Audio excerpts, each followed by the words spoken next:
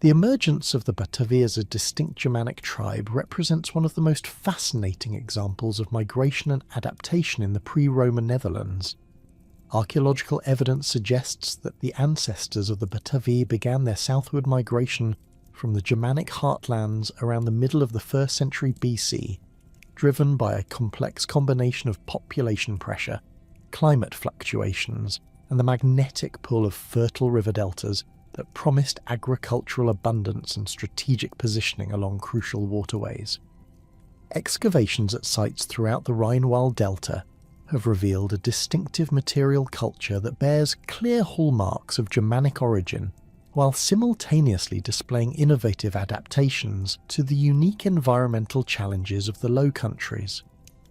The pottery assemblages from early Batavian settlements show clear stylistic continuities with Latène period Germanic ceramics, particularly those found in the Middle Rhine region and modern-day Hesse.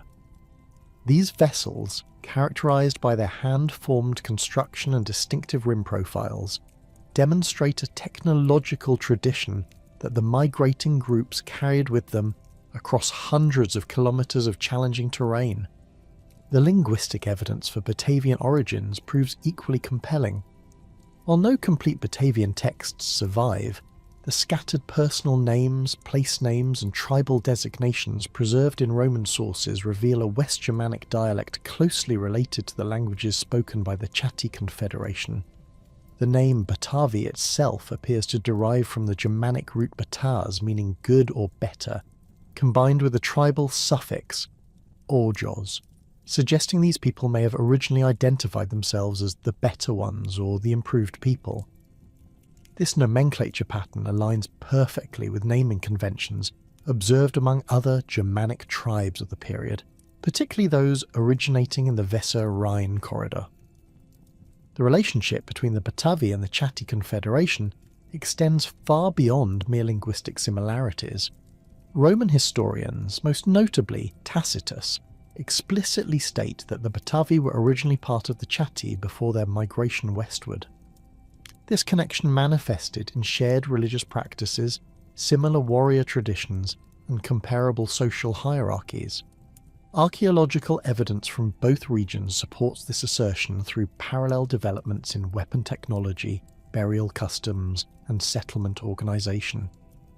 Iron spearheads recovered from early Batavian sites display identical socketed construction techniques and decorative elements to those found in Chatti territories, while bronze fibulae show the same evolutionary sequence from early Latène forms to distinctly Germanic variants.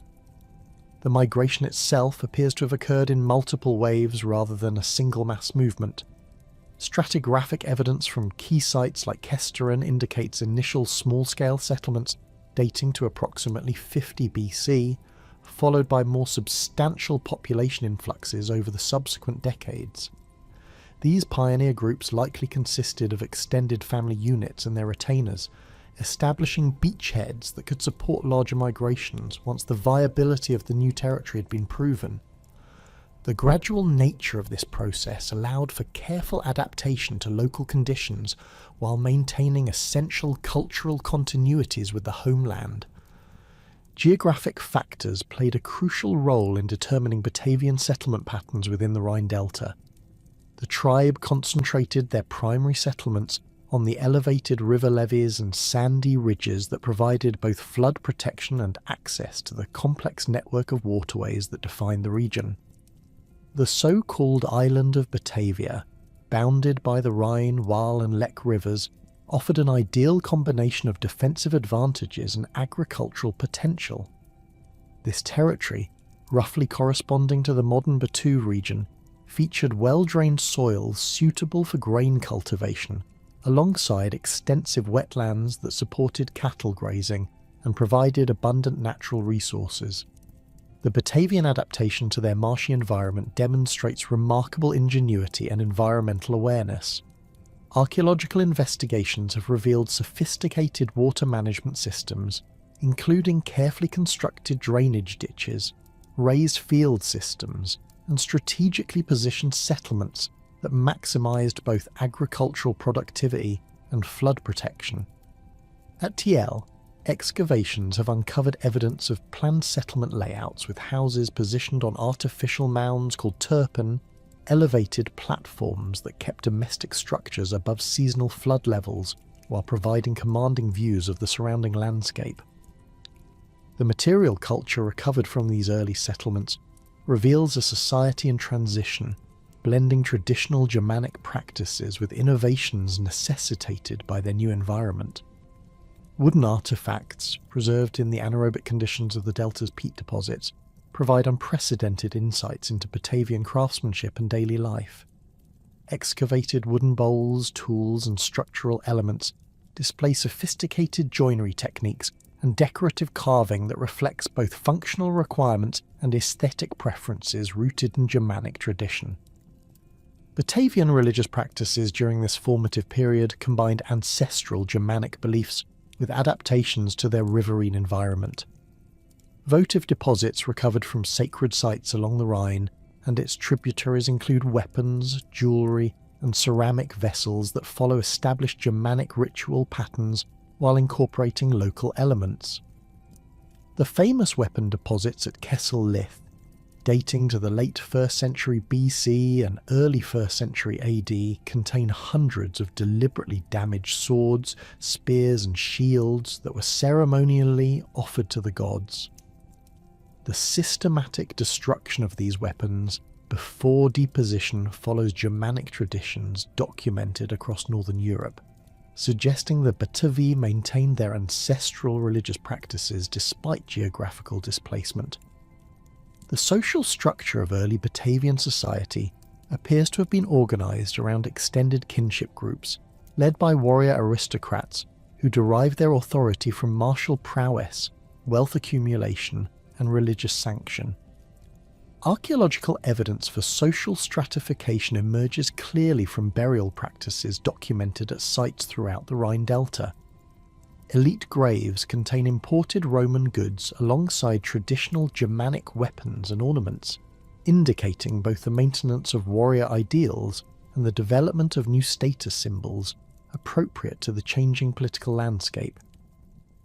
Settlement archaeology at Kesteren has revealed the internal organisation of Batavian communities during this crucial formative period. The site features clusters of rectangular timber-framed houses, each measuring approximately 15 by 6 metres, arranged around central courtyards that serve both practical and ceremonial functions. These structures display construction techniques clearly derived from Germanic traditions, with load-bearing posts set directly into the ground and walls of wattle and daub. However, modifications to deal with local conditions include elevated foundations, improved drainage systems, and specialised storage areas designed to protect grain and other goods from moisture damage. The economic foundation of early Batavian society rested on a combination of agriculture, animal husbandry, and exploitation of the rich natural resources provided by the delta environment. Archaeobotanical evidence indicates cultivation of barley, wheat, and rye alongside legumes and various garden crops. Cattle form the backbone of the pastoral economy, with herds grazed on the extensive wetland pastures during summer months and maintained on stored fodder during winter. The abundance of cattle bones in settlement deposits suggests these animals provided not only meat and dairy products, but also served as indicators of wealth and status within Batavian society. The strategic position of Batavian territory along major river routes inevitably brought them into contact with Roman merchants and administrators even before formal incorporation into the empire. Archaeological evidence from the late 1st century BC includes increasing quantities of Roman imports, particularly fine pottery, bronze vessels and luxury goods that were exchanged for local products, including cattle, hides, and possibly mercenary services. These early commercial relationships established patterns of interaction that would profoundly influence subsequent Batavian development and their eventual integration into the Roman military system. The technological capabilities demonstrated by early Batavian craftsmen reflect both their Germanic heritage and their adaptation to new environmental challenges. Ironworking, evidenced by slag deposits and finished tools recovered from settlement sites, maintained traditional Germanic standards while incorporating techniques suited to local raw materials. Bronze working appears to have been particularly sophisticated, with evidence for both casting and sheet metal working techniques used to produce both functional items and decorative objects. The quality of metalwork found in elite burials suggests the presence of specialized craftsmen who enjoyed high social status within their communities. The transformation of Batavian society accelerated dramatically during the reign of Augustus, as Roman expansion into Germania brought systematic contact between the delta-dwelling tribe and the expanding empire. Unlike the violent conquests that characterized Roman encounters with many Germanic peoples, the initial meetings between Batavian leaders and Roman officials unfolded through a complex series of diplomatic negotiations that recognized the unique strategic value of Batavian territory and military capabilities. Roman interest in the Rhine Delta stemmed from Augustus's broader Germanic strategy, which sought to establish the Rhine as a defensive frontier while simultaneously projecting Roman power across the river into unconquered territories. The Batavian homeland occupied a crucial position at the mouth of the Rhine system, controlling access to the North Sea and providing an ideal staging area for military operations deeper into Germania. Roman engineers and military planners quickly recognized that the complex network of waterways surrounding the island of Batavia offered both defensive advantages and logistical opportunities that could significantly enhance Roman strategic capabilities in the region. The first documented formal contact between Batavian representatives and Roman authorities occurred around 12 BC, when the general Drusus initiated his systematic campaigns across the Rhine. Archaeological evidence from this period reveals a sudden increase in Roman military equipment and luxury goods within Batavian settlements, suggesting that initial negotiations involved substantial gift exchanges designed to demonstrate Roman wealth and power while acknowledging Batavian autonomy. Bronze vessels bearing Latin inscriptions, high-quality iron weapons of Roman manufacture, and imported wine amphorae appear in elite Batavian burials dating to this period, indicating that Roman diplomatic gifts reached the highest levels of Batavian society. The negotiations that established the formal relationship between Rome and the Batavi differed markedly from the conquest and subjugation model applied to most Germanic tribes. Roman sources, particularly Tacitus, emphasize that the Batavi were granted foederati status, making them allied partners rather than conquered subjects. This arrangement recognized Batavian sovereignty over their traditional territories, while establishing mutual obligations for military cooperation and frontier defense. The treaty terms, reconstructed from scattered references in later sources, appear to have exempted the Batavi from tribute payments in exchange for providing military service when requested by Roman commanders. The foederati arrangement proved mutually beneficial from its inception. For Rome, the agreement secured a reliable source of high-quality auxiliary troops, while establishing a buffer zone between Roman territories and potentially hostile Germanic tribes further north and east. The Batavi brought particular expertise in riverine warfare and amphibious operations, skills that proved invaluable for Roman campaigns across the Rhine and later military operations throughout the empire. Roman military manuals from the period specifically reference Batavian swimming and boat handling capabilities, noting their ability to cross rivers in full armour and conduct surprise attacks from waterborne positions. For the Batavi, the Roman alliance offered protection from hostile neighbours, access to Roman markets and luxury goods, and opportunities for young warriors to gain wealth and prestige through military service. The arrangement allowed Batavian society to maintain its traditional structures and customs while benefiting from association with the expanding Roman Empire. Archaeological evidence suggests that Batavian settlements experienced rapid growth and increased prosperity following the establishment of formal relations with Rome, with larger houses, more sophisticated craft production, and expanded storage facilities appearing across the tribal territory. The integration of Batavian warriors into Roman auxiliary units began almost immediately after the establishment of the Foederati Treaty. Roman military records indicate that the first Batavian cohorts were organised around 10 BC, initially serving under their own commanders but following Roman tactical doctrine and equipment standards. These early auxiliary units retained distinctive Batavian characteristics, including specialised river-crossing techniques and the use of traditional Germanic weapons alongside standard Roman equipment. The Batavian auxiliary cohorts quickly distinguished themselves in Roman service through their exceptional performance in challenging military environments. During Tiberius's campaigns in Pannonia between 6 and 9 AD, Batavian units played crucial roles in several major engagements, using their amphibious capabilities to outflank enemy positions and conduct reconnaissance missions across the Danube River system. Roman commanders praised their discipline, courage, and adaptability, noting that Batavian troops could operate effectively in both conventional battlefield formations and specialised riverine operations. The famous incident during the Pannonian campaigns, where an entire Batavian cohort swam the Danube in full armour to surprise a Dacian encampment, became legendary within Roman military circles and established the Batavi as premier auxiliary troops.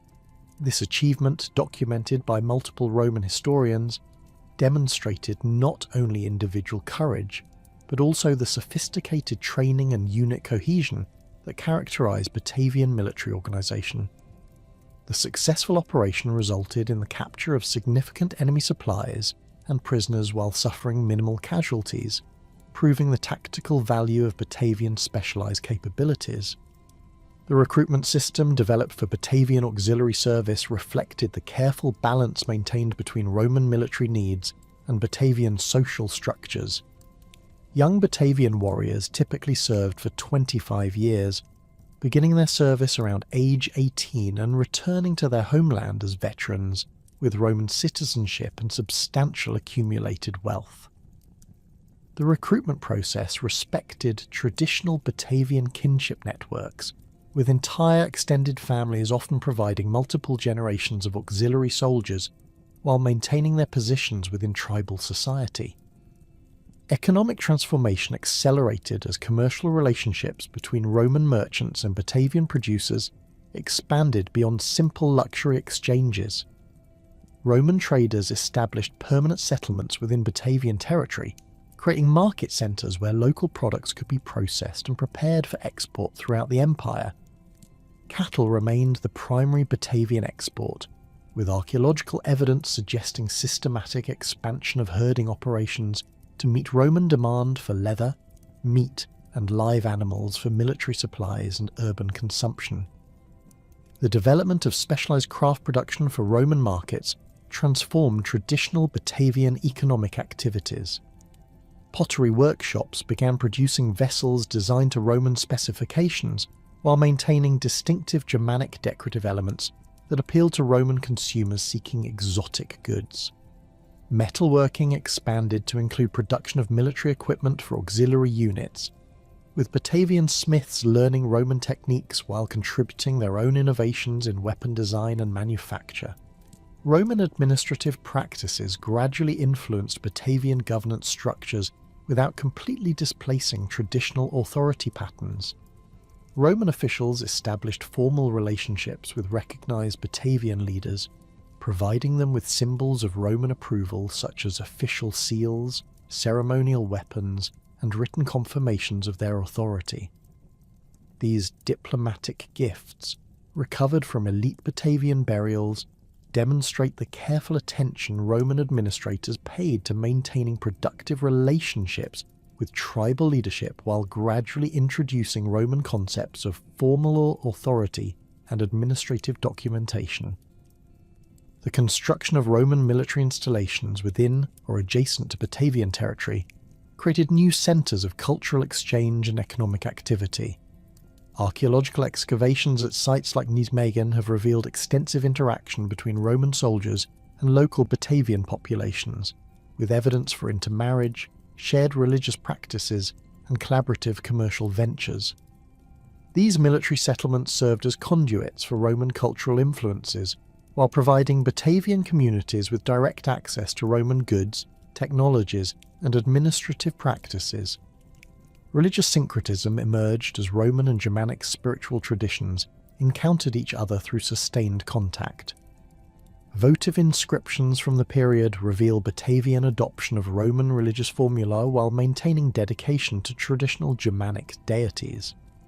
The goddess Nehelenia, worshipped at coastal shrines, appears to have incorporated both Germanic and Roman attributes, with dedicatory inscriptions in Latin invoking her protection for commercial ventures while maintaining traditional Germanic ritual practices.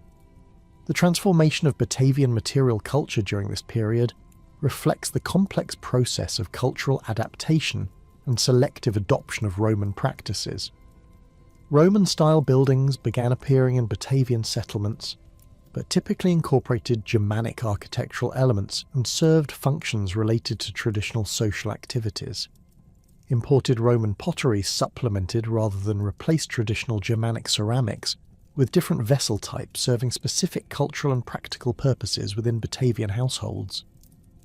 The development of literacy within Batavian society proceeded gradually through contact with Roman administrative practices and military service. While most Batavi remained non-literate, archaeological evidence suggests that some individuals, particularly those involved in commercial activities or military service, acquired basic Latin writing skills. Inscribed objects from Batavian sites, including military equipment, commercial weights, and personal ornaments, demonstrate limited but significant adoption of Roman writing practices for practical purposes. The demographic impact of sustained military recruitment began reshaping Batavian society as substantial numbers of young men spent decades in Roman service throughout the empire. This population movement created new networks of communication and exchange, with returning veterans bringing knowledge of distant territories, foreign customs, and advanced technologies back to their homeland. The wealth accumulated through military service enabled veterans to establish themselves as influential figures within Batavian society, often serving as intermediaries between traditional tribal structures and Roman administrative systems. The accession of Augustus marked a pivotal transformation in Batavian military organisation, as the emperor's systematic reforms of auxiliary forces elevated Germanic warriors from irregular tribal allies to elite professional soldiers integral to Roman imperial strategy. The establishment of permanent Batavian cohorts around 6 AD represented a fundamental shift from the ad hoc recruitment practices of the late Republic to a sophisticated system that channeled Germanic martial traditions into standardized Roman military units, while preserving the distinctive capabilities that made Batavian warriors exceptionally valuable. The organizational structure of Batavian auxiliary cohorts followed Roman military doctrine while accommodating traditional Germanic leadership patterns and fighting techniques. Each cohort comprised approximately 480 infantry soldiers organized into 6 centuries of 80 men, commanded by Roman centurions who worked closely with Batavian decurions, responsible for maintaining tribal customs and ensuring effective communication between Roman officers and Germanic troops. This dual command structure proved remarkably effective, combining Roman tactical discipline with Germanic initiative and adaptability in challenging combat situations. Archaeological evidence from military installations across the empire reveals the distinctive equipment and organisation of Batavian units during the early imperial period.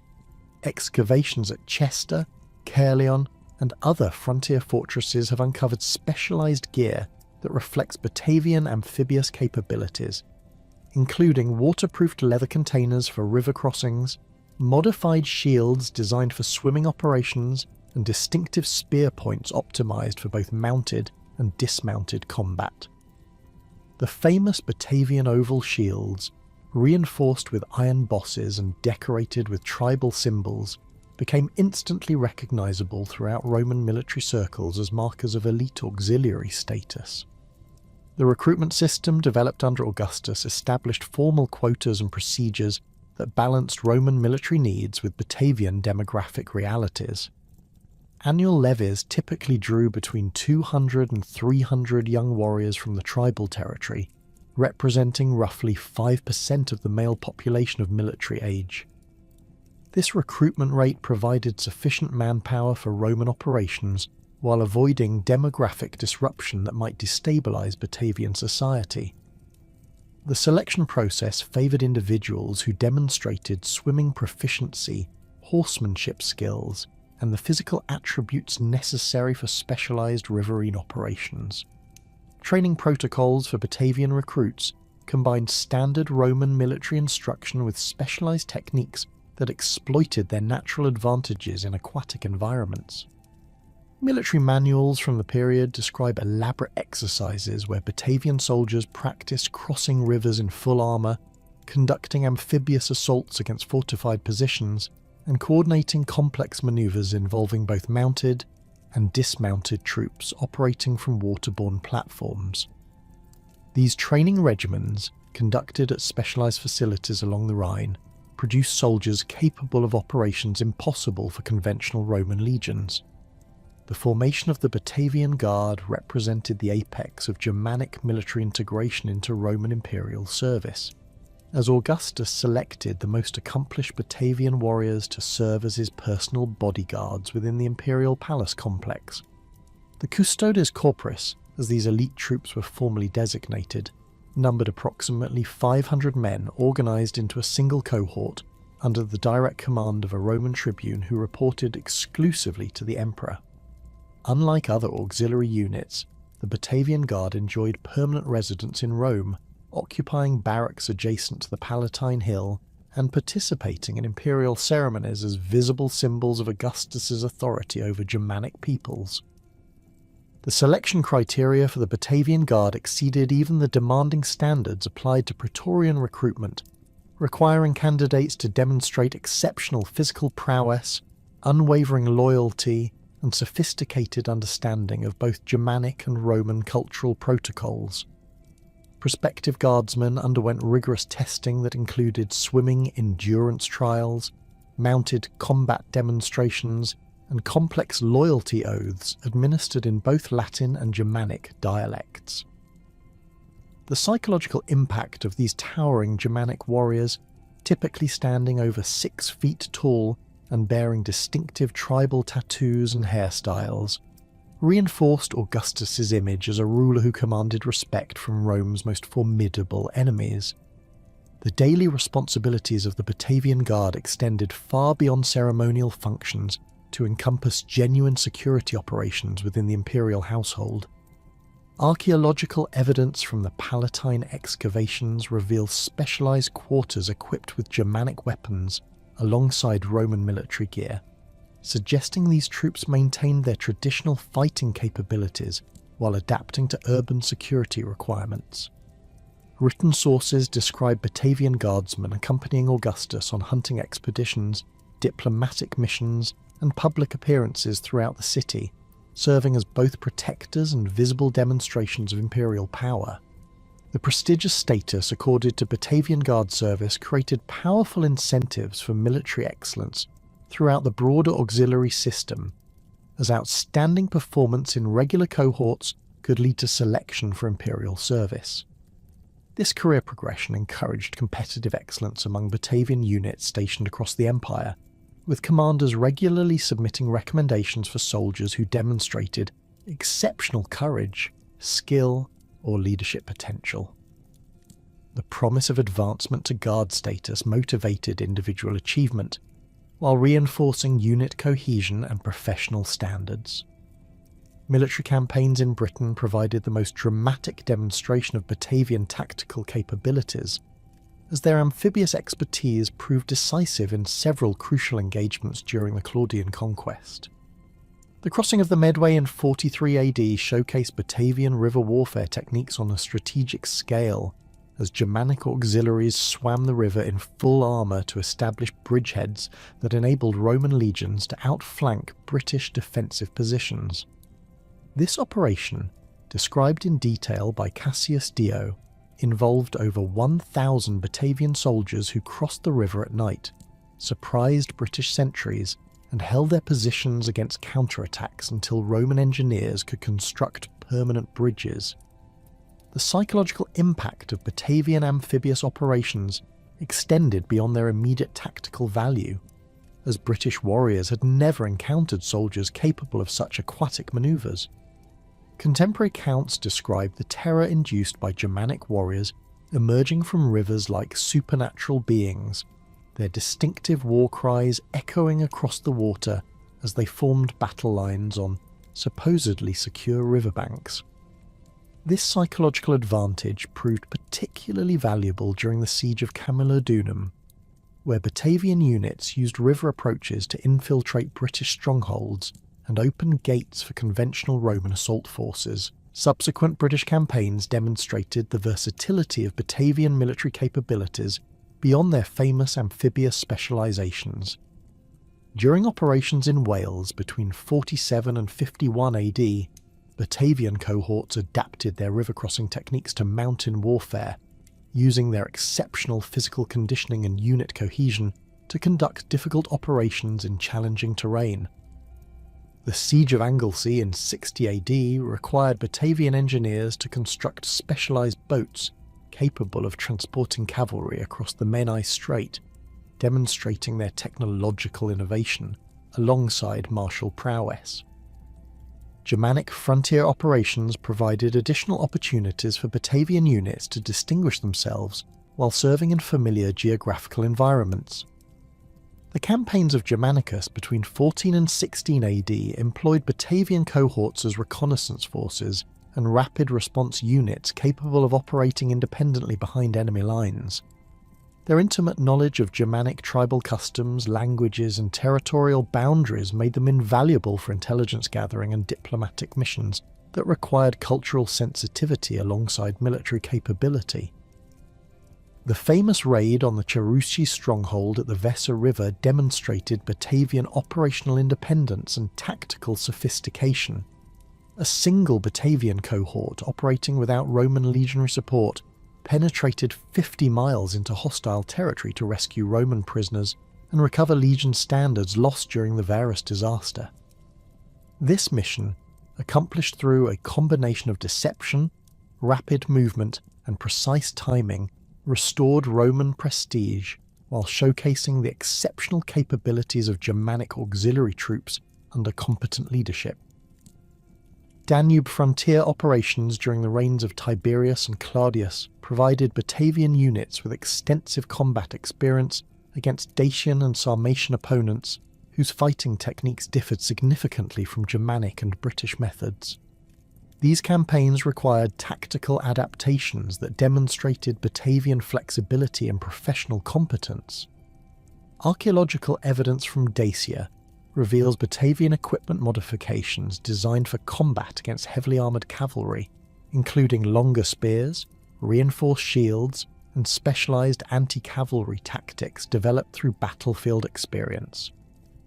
The social implications of extensive military service fundamentally transformed Batavian society, as thousands of warriors spent decades serving throughout the Roman Empire before returning home with Roman citizenship, accumulated wealth, and exposure to diverse cultural influences.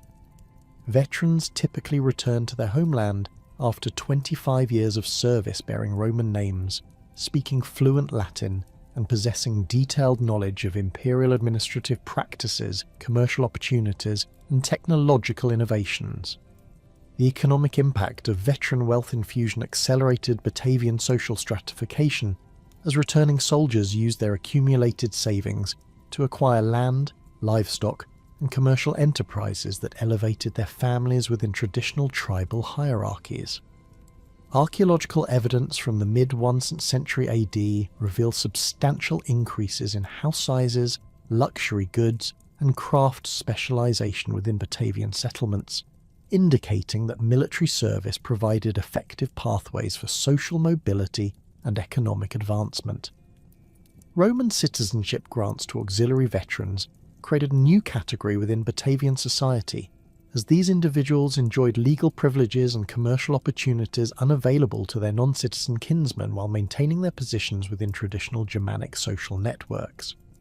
The legal documentation required for citizenship verification introduced Roman administrative practices into Batavian communities, with bronze diplomas and official certificates becoming valued possessions that demonstrated both military achievement and elevated social status. The emergence of a Romanized Batavian elite proceeded gradually through intermarriage between veteran families, shared educational experiences, and collaborative commercial ventures that bridged Germanic and Roman cultural boundaries. These influential families typically maintained residences both within traditional Batavian territory and in Roman urban centres, creating networks of communication and exchange that facilitated broader cultural integration while preserving essential Germanic identity markers. Educational opportunities for elite Batavian youth expanded significantly as wealthy families sought to prepare their sons for successful military careers or administrative positions within the Roman system. Archaeological evidence suggests the establishment of schools within Batavian territory where young men learned Latin literacy, Roman law, and military engineering alongside traditional Germanic skills like horsemanship and weapon craft. These educational institutions produced bilingual, bicultural individuals capable of serving as intermediaries between Germanic and Roman societies. The religious implications of extensive Roman contact manifested in syncretic practices that combined Germanic spiritual traditions with Roman ceremonial forms and architectural styles. Temple construction within Batavian territory during this period reflects Roman engineering techniques applied to Germanic religious requirements, with stone foundations supporting traditional wooden structures and Latin inscriptions accompanying Germanic religious symbols. These hybrid religious sites serve both spiritual and social functions, providing venues for community gatherings that reinforce both traditional identity and Roman cultural influences. Marriage patterns within the Romanized Batavian elite demonstrate the complex negotiation between Germanic kinship structures and Roman legal requirements. Archaeological evidence from cemetery sites reveals burial practices that combine Germanic grave goods with Roman funerary inscriptions, suggesting families that maintained traditional religious beliefs while adopting Roman legal and social conventions. These cultural adaptations enabled successful integration into Roman society without complete abandonment of Germanic identity markers. The technological transfer facilitated by military service introduced Roman engineering techniques, agricultural innovations, and craft specializations that enhanced Batavian economic capabilities while maintaining cultural distinctiveness. Veterans returning from frontier service brought knowledge of advanced metallurgy, construction techniques, and agricultural practices that increased productivity and enabled more sophisticated commercial activities. This technological diffusion proceeded selectively, with Batavian communities adopting Roman innovations that enhanced traditional activities while rejecting changes that threatened essential cultural values. The catastrophic civil war that erupted following Nero's suicide in 68 AD created unprecedented opportunities for provincial rebellion as Roman legions turned their weapons against each other rather than maintaining frontier security. The rapid succession of Galba, Otho, Vitellius, and finally Vespasian demonstrated to provincial populations throughout the empire that Roman power was neither invincible nor permanent, encouraging long-suppressed grievances to explode into open revolt. For the Batavi, who had served Rome faithfully for nearly 8 decades, the chaos of the year of the 4 emperors provided the catalyst for the most serious Germanic uprising the empire would face until the barbarian invasions of the 3rd century. The immediate causes of Batavian discontent stemmed from increasingly oppressive recruitment demands and taxation policies that violated the traditional foederati arrangement established under Augustus. Roman commanders, desperate for manpower during the civil wars, began conscripting Batavian youth at rates far exceeding the customary annual levies, effectively drafting entire age cohorts and disrupting the demographic balance that had sustained tribal society for generations. Archaeological evidence from Batavian settlements dating to 68 69 AD reveals a marked decline in young adult male burials, suggesting that recruitment had reached unsustainable levels that threatened the community's long-term viability. Taxation pressures compounded demographic stress as Roman officials abandoned the tribute exemptions that had formed the cornerstone of the original Batavian treaty. The imposition of direct taxes on land, livestock, and commercial activities represented a fundamental breach of the agreements that had governed Roman-Batavian relations for decades. Contemporary sources describe Roman tax collectors seizing cattle herds, confiscating grain stores, and demanding tribute payments that exceeded the productive capacity of Batavian agricultural systems. These exactions proved particularly devastating because they coincided with several consecutive years of flooding that had reduced crop yields and depleted livestock populations throughout the Rhine Delta.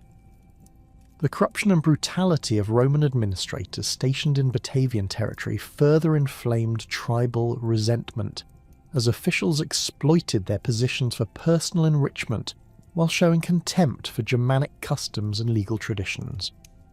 Tacitus records specific instances of Roman officers forcing Batavian nobles to provide sexual services, appropriating sacred objects from religious sites, and publicly humiliating tribal leaders who attempted to protest these violations. The systematic abuse of traditional authority structures undermined the collaborative relationship that had enabled peaceful coexistence, while demonstrating Roman disregard for the diplomatic agreements that legitimized their presence in Batavian territory. Military service conditions deteriorated simultaneously as Roman commanders treated Batavian auxiliaries as expendable troops suitable only for the most dangerous assignments, while denying them the honours and rewards traditionally accorded to distinguished units. The famous Batavian cohorts that had served as imperial bodyguards found themselves relegated to frontier garrison duty, while new recruits received inferior equipment and training compared to their predecessors. Veterans returning from campaigns reported systematic discrimination, delayed discharge procedures, and confiscation of accumulated savings that represented decades of faithful service to Roman military objectives. Gaius Julius Civilis emerged as the leader of Batavian resistance through a combination of personal grievance, military expertise, and political vision that transcended simple tribal revenge. Born into the Batavian nobility around 25 AD, Civilis had spent 25 years in Roman military service, rising through the auxiliary ranks to command positions that provided intimate knowledge of Roman tactical doctrine, administrative procedures, and strategic weaknesses. His Roman citizenship, acquired through military service, enabled him to move freely throughout the empire while maintaining connections with Batavian communities and other Germanic tribes that shared similar grievances against Roman rule. The personal motivations driving Civilis toward rebellion stemmed from his treatment during the Civil War period, when Roman commanders arrested him on charges of treason despite his decades of loyal service. The execution of his brother on similar charges demonstrated that Roman suspicion of Germanic loyalty had reached levels that made continued cooperation impossible, regardless of past achievements or demonstrated reliability. Archaeological evidence from the period suggests that Civilis possessed substantial wealth accumulated through military service, including landed estates, commercial investments, and political connections that enabled him to finance resistance activities while maintaining the appearance of continued loyalty. Civilis' strategic vision extended far beyond simple tribal rebellion to encompass a broader Germanic confederation capable of challenging Roman hegemony throughout the Rhine frontier. His military experience had provided detailed knowledge of Roman defensive systems, supply networks, and communication procedures that could be exploited to maximize the effectiveness of coordinated attacks. The timing of his revolt, launched during the chaos following Vitellius's defeat, demonstrated sophisticated understanding of Roman political dynamics and the temporary weakness created by competing imperial claimants. The initial phase of the rebellion began in September 69 AD with carefully coordinated attacks against Roman installations throughout Batavian territory, that demonstrated the extensive planning and preparation that had preceded open hostilities. Civilis had spent months secretly organising tribal warriors, stockpiling weapons and supplies, and establishing communication networks with potential allies among other Germanic and Gallic tribes. The simultaneous nature of these attacks, targeting multiple Roman positions across hundreds of square kilometres, revealed organisational capabilities that surpassed anything Romans had previously encountered from Germanic opponents. The siege of Castra Vetera represented the most significant military achievement of the early rebellion, as Batavian forces successfully invested one of Rome's most important Rhine frontier fortresses and maintained effective siege operations for several months. The fortress, located near modern Xanten, housed 2 full legions along with auxiliary units and served as the primary Roman military depot for the entire Lower Rhine region.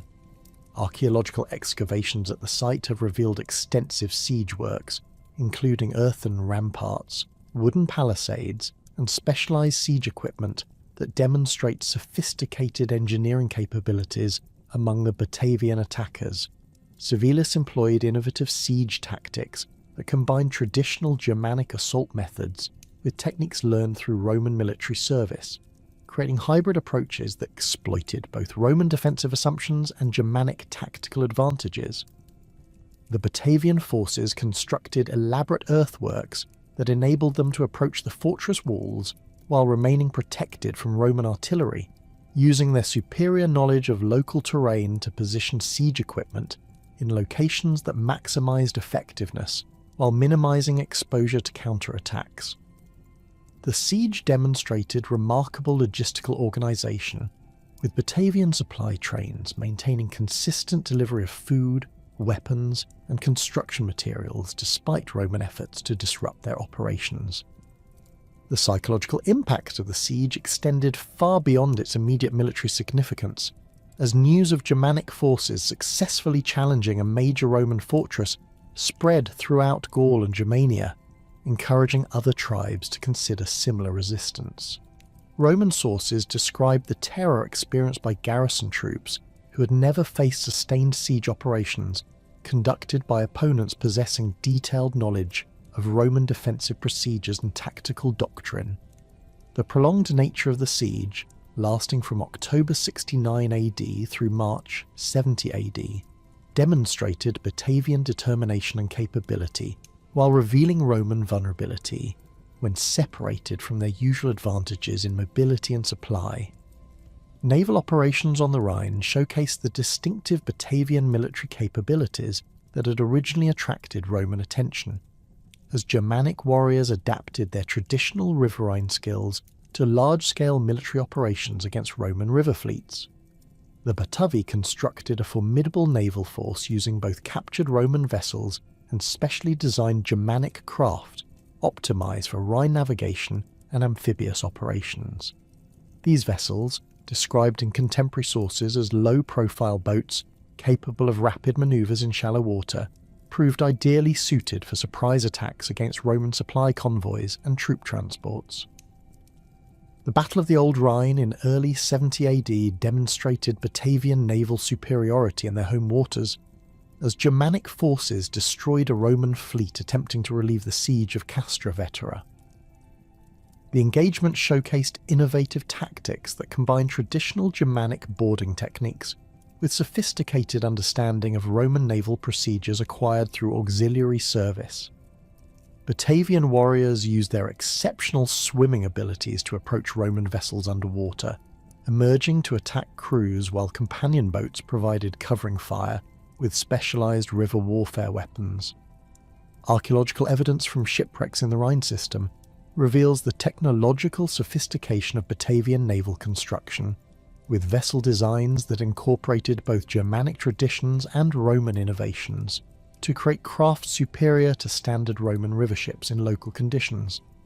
These boats featured reinforced hulls capable of withstanding impacts with river obstacles, specialised steering systems optimised for rapid direction changes, and modified deck layouts that accommodated both rowing crews and fighting platforms for mounted warriors.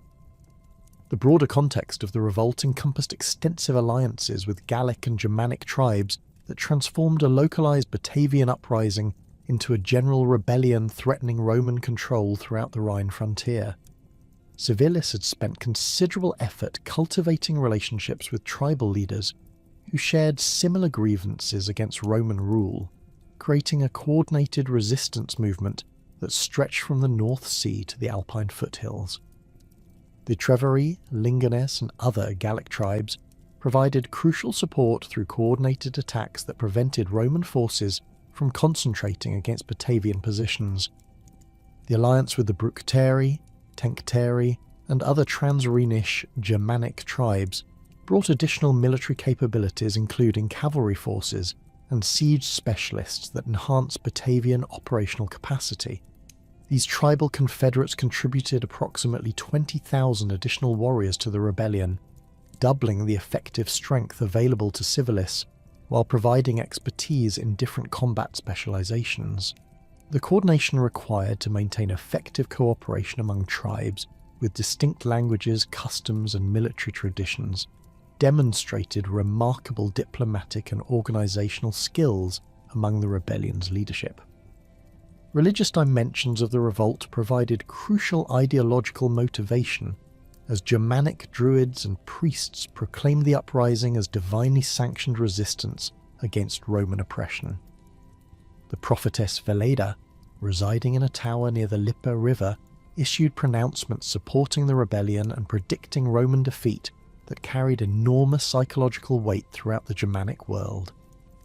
Archaeological evidence suggests that religious ceremonies accompanied major military operations, with votive deposits of captured Roman equipment dedicated to Germanic deities as thanksgiving offerings for battlefield successes. The economic foundations supporting the rebellion revealed sophisticated logistical planning that enabled sustained military operations across multiple theatres simultaneously. Batavian territory provided agricultural surpluses that could support large military forces, while control of Rhine commerce generated revenue through taxation of merchant traffic and confiscation of Roman goods.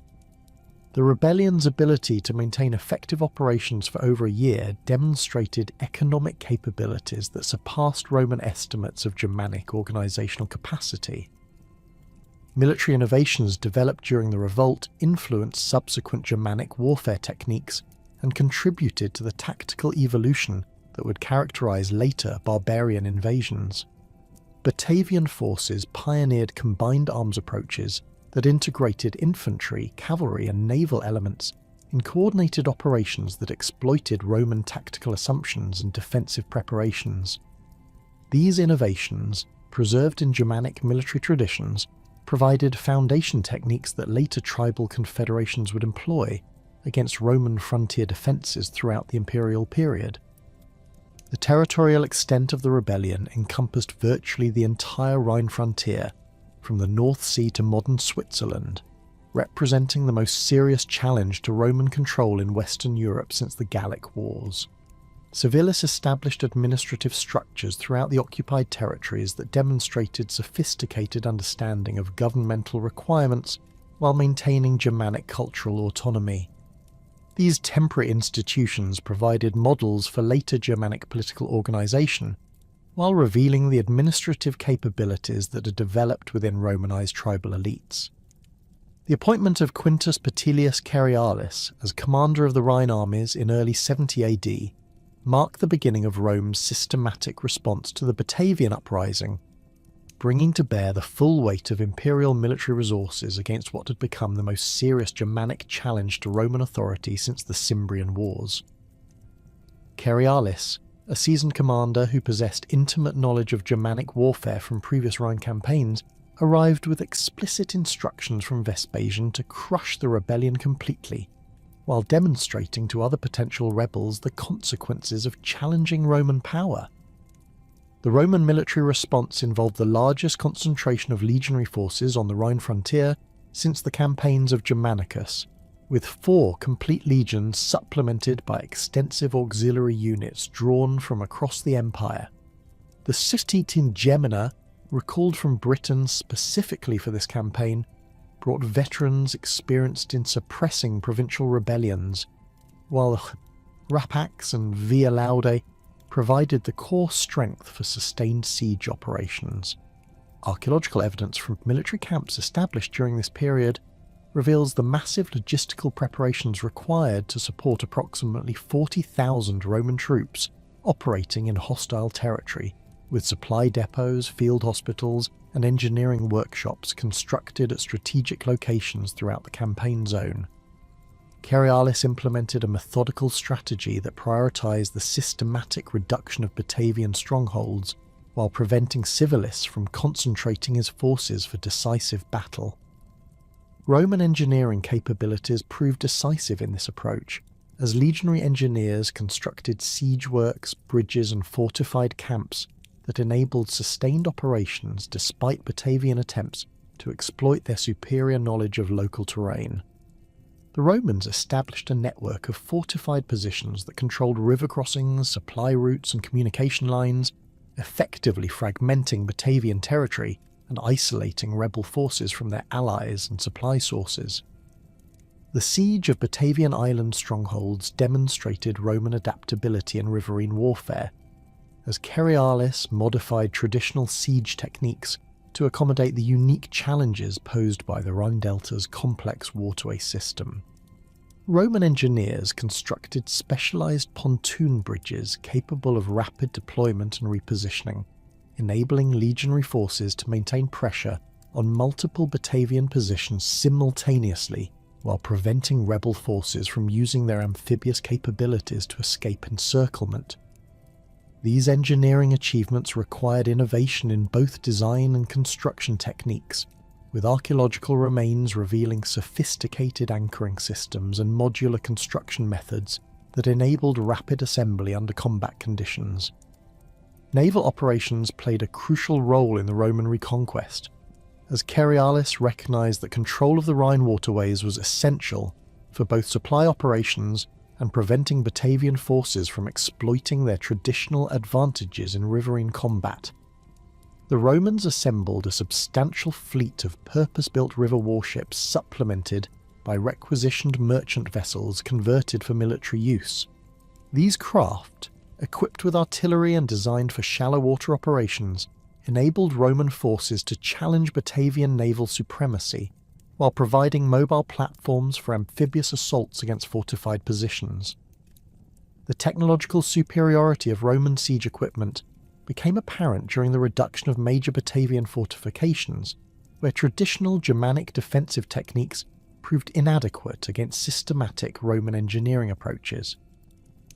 Ballista and catapult batteries, positioned on artificial mounds constructed by legionary engineers, could deliver concentrated fire against Batavian fortifications from ranges that exceeded the effective reach of Germanic weapons. The psychological impact of this technological disparity proved as important as its tactical effects, as Batavian defenders found themselves helpless against weapons they could neither match nor effectively counter. Intelligence operations conducted by Roman agents within Batavian territory provided Cerealis with detailed information about rebel strength, defensive preparations, and internal disagreements that could be exploited to accelerate the campaign's conclusion. Roman sources describe extensive spy networks that included Batavian nobles who had remained loyal to Rome, Germanic merchants with commercial interests in Roman territories, and auxiliary veterans who maintained family connections within rebel communities. This intelligence apparatus enabled Roman commanders to anticipate Batavian tactical moves while identifying opportunities for diplomatic solutions that might reduce the need for costly military operations. The systematic destruction of Batavian agricultural infrastructure formed a crucial component of Roman strategy, as Cerealis recognized that the rebellion's sustainability depended on the rebels' ability to feed their forces and civilian population. Roman troops conducted deliberate campaigns to destroy grain stores, slaughter livestock, and burn standing crops throughout Batavian territory. Archaeological evidence from this period reveals widespread fire damage to storage facilities and agricultural installations, indicating the thoroughness with which Roman forces implemented these destructive policies. Psychological warfare techniques employed by Roman forces included the public execution of captured rebel leaders, the display of severed heads from defeated Batavian warriors, and the systematic desecration of Germanic religious sites. These brutal tactics, documented in contemporary sources and confirmed by archaeological evidence of destroyed temples and sacred groves, were designed to break Batavian morale while demonstrating the futility of continued resistance. The Romans also employed propaganda techniques, distributing proclamations that promised amnesty for Batavians who abandoned the rebellion while threatening severe punishment for continued defiance. The gradual erosion of Batavian alliance networks proved as damaging to the rebellion as direct military pressure, as Roman diplomatic initiatives successfully detached key tribal confederates from Civilis's coalition. The Treveri and Lingones, facing Roman military pressure in their own territories, negotiated separate peace agreements that left Batavian forces isolated and outnumbered. Archaeological evidence suggests that Roman agents distributed substantial bribes among Germanic tribal leaders, with hoards of Roman gold coins dating to this period, found in contexts suggesting deliberate concealment during times of political uncertainty. The final phase of the campaign witnessed increasingly desperate Batavian attempts to break Roman encirclement through coordinated attacks against Roman siege lines and supply convoys. These operations, while demonstrating continued Batavian military capability and determination, proved insufficient to reverse the strategic situation, as Roman forces maintained their systematic pressure while preventing rebel forces from achieving decisive tactical victories. Contemporary accounts describe fierce fighting around major Batavian strongholds, with casualties mounting on both sides as the rebellion entered its final stages. The decisive engagement that effectively ended organised Batavian resistance occurred during the autumn of 70 AD, though the exact location remains disputed among modern historians due to conflicting ancient sources and limited archaeological evidence. Roman accounts describe a major battle fought on an island in the Rhine system, possibly near modern Arnhem, where Cerealis succeeded in forcing Civilis to commit his remaining forces to a conventional engagement that negated traditional Batavian advantages in mobility and riverine warfare. The battle involved approximately 15,000 Batavian warriors against nearly twice that number of Roman troops, with the outcome determined by superior Roman discipline and equipment rather than tactical innovation. Archaeological investigations at several potential battle sites have revealed evidence of large-scale combat dating to this period, including concentrations of military equipment, hastily constructed earthworks, and mass burial sites containing both Roman and Germanic remains. The distribution of artifacts suggests a running battle that extended across several kilometres as Batavian forces attempted to conduct fighting withdrawals toward prepared defensive positions. The discovery of substantial quantities of Roman military equipment alongside Germanic weapons indicates heavy casualties on both sides, confirming contemporary accounts of the engagement's intensity and significance. The negotiated surrender that concluded the rebellion reflected both Roman pragmatism and recognition of Batavian military capabilities, even in defeat. Cerealis, acting under direct instructions from Vespasian, offered terms that avoided the complete destruction of Batavian society, while ensuring that future rebellion would be impossible. The negotiations, conducted through intermediaries who included Batavian nobles and Roman officers with previous experience in Germanic affairs, required several weeks of careful diplomacy to establish mutually acceptable conditions for ending hostilities.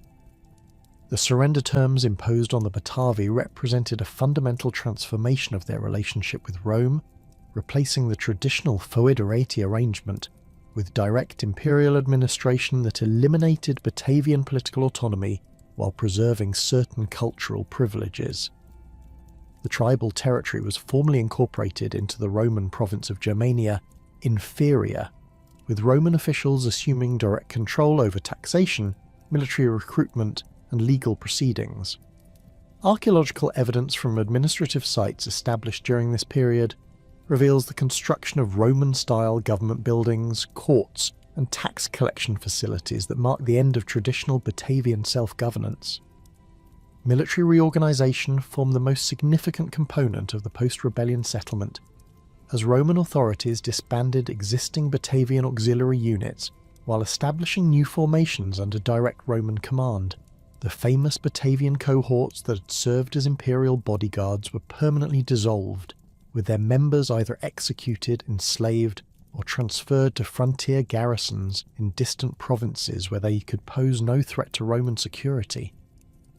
New auxiliary units recruited from Batavian territory operated under Roman officers and followed standard imperial military procedures that eliminated the distinctive Germanic characteristics that had previously defined Batavian military service. Population displacement policies implemented in the rebellion's aftermath involved the systematic relocation of Batavian communities suspected of supporting the uprising, with entire villages transported to frontier regions where they could be more easily monitored and controlled. Archaeological evidence suggests that approximately 1/3 of the pre-rebellion Batavian population was relocated, with settlements in Britain, Pannonia, and Dacia receiving substantial numbers of Germanic deportees. These population transfers served multiple purposes, providing labour for frontier development while reducing the demographic base that might support future rebellions in traditional Batavian territory. The physical destruction of Batavian settlements extended beyond military targets to encompass civilian infrastructure that had supported the rebellion's logistics and communication networks. Roman forces systematically destroyed bridges, roads, and fortified positions throughout Batavian territory while establishing new transportation routes that facilitated Roman military movement while limiting opportunities for guerrilla warfare.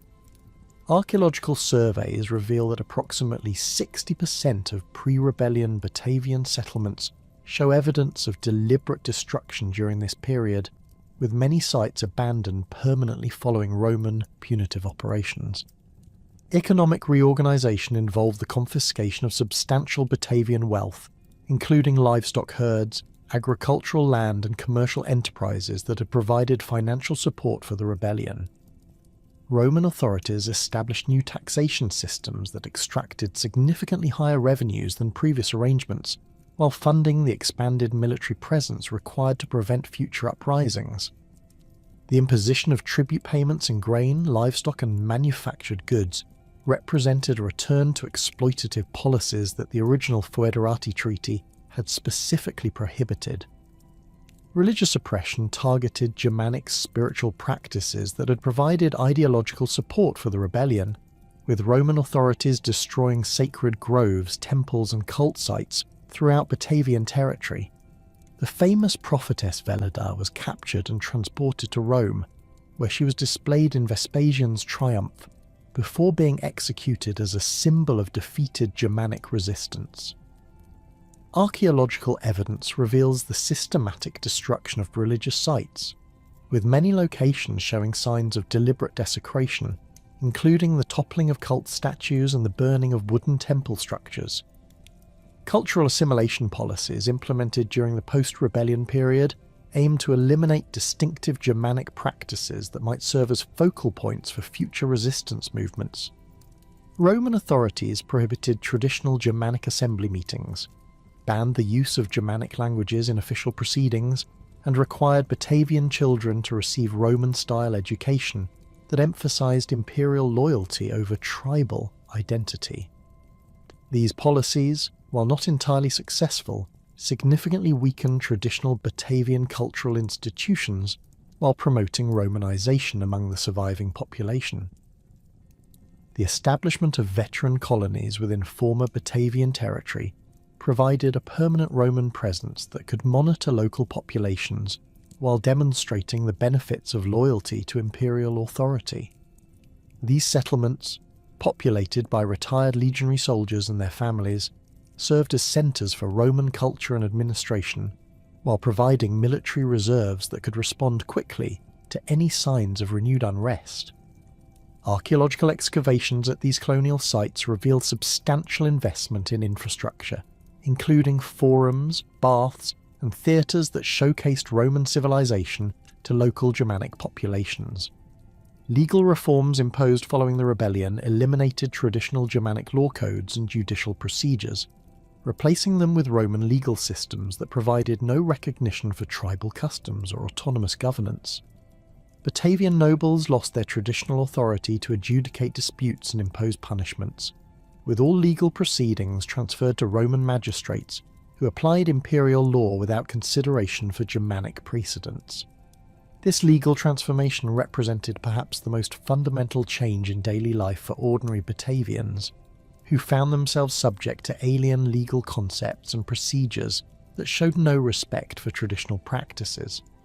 The long-term demographic impact of the rebellion and its suppression fundamentally altered the ethnic composition of the Rhine Delta, as Roman colonists, relocated Germanic tribes, and surviving Batavians created a mixed population that lacked the cohesive identity that had characterized pre-rebellion society. Marriage patterns, burial customs, and material culture from the post-rebellion period reflect this cultural mixing, with archaeological evidence showing gradual abandonment of distinctive Batavian practices in favour of hybrid Romano-Germanic traditions that emphasised imperial loyalty over tribal identity.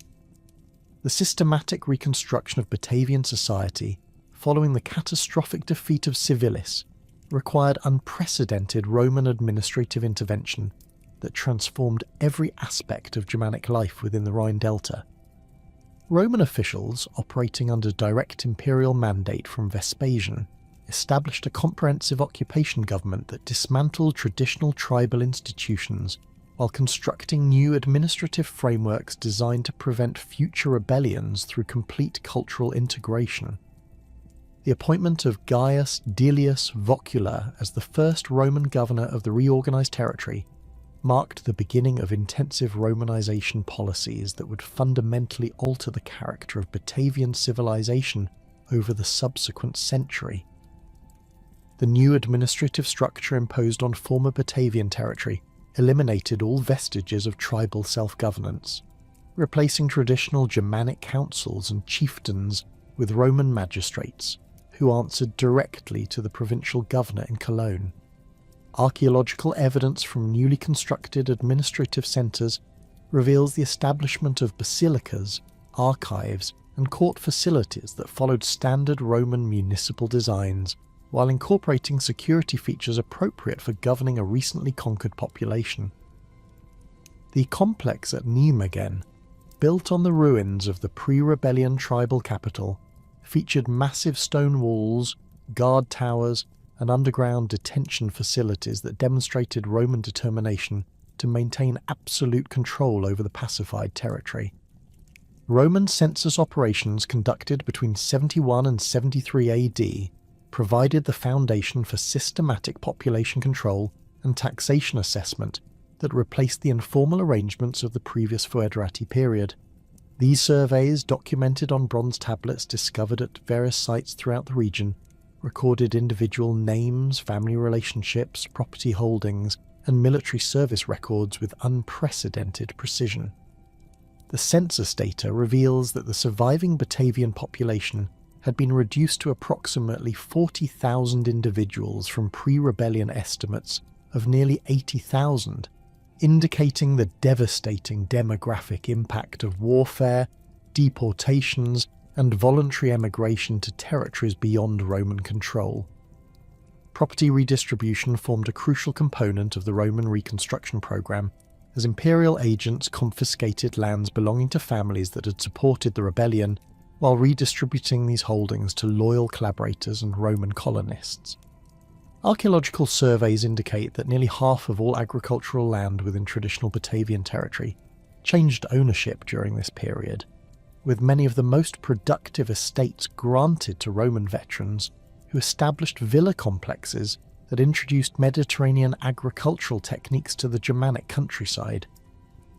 The systematic nature of these confiscations, recorded in detailed land registers found at administrative sites, demonstrates the thoroughness with which Roman authorities dismantled traditional property relationships. The establishment of Roman legal jurisdiction eliminated Germanic customary law and traditional dispute resolution mechanisms, requiring all legal proceedings to follow imperial statutes administered by Roman-trained magistrates. Court records preserved on wooden tablets from waterlogged deposits near Vindolanda provide insights into the practical application of Roman law within Germanic communities, revealing cases involving property disputes, inheritance claims, and criminal prosecutions that had previously been handled through tribal assemblies. The complexity of Roman legal procedures, conducted entirely in Latin and requiring written documentation, created significant barriers for ordinary Batavians, while providing advantages to individuals with Roman education and citizenship status. Urban planning initiatives transformed traditional Batavian settlements into Roman-style municipalities complete with forums, temples, and public baths that serve both practical and ideological functions in the Romanization process. The reconstruction of Novia Majus exemplified these urban development programs as Roman engineers laid out a grid street pattern, constructed stone buildings with hypocaust heating systems, and installed sophisticated water supply and sewage systems that demonstrated the benefits of Roman civilization. Archaeological excavations reveal that these urban improvements required massive investments in skilled labour, building materials, and engineering expertise that stretched Roman resources while providing employment opportunities for displaced Batavian workers.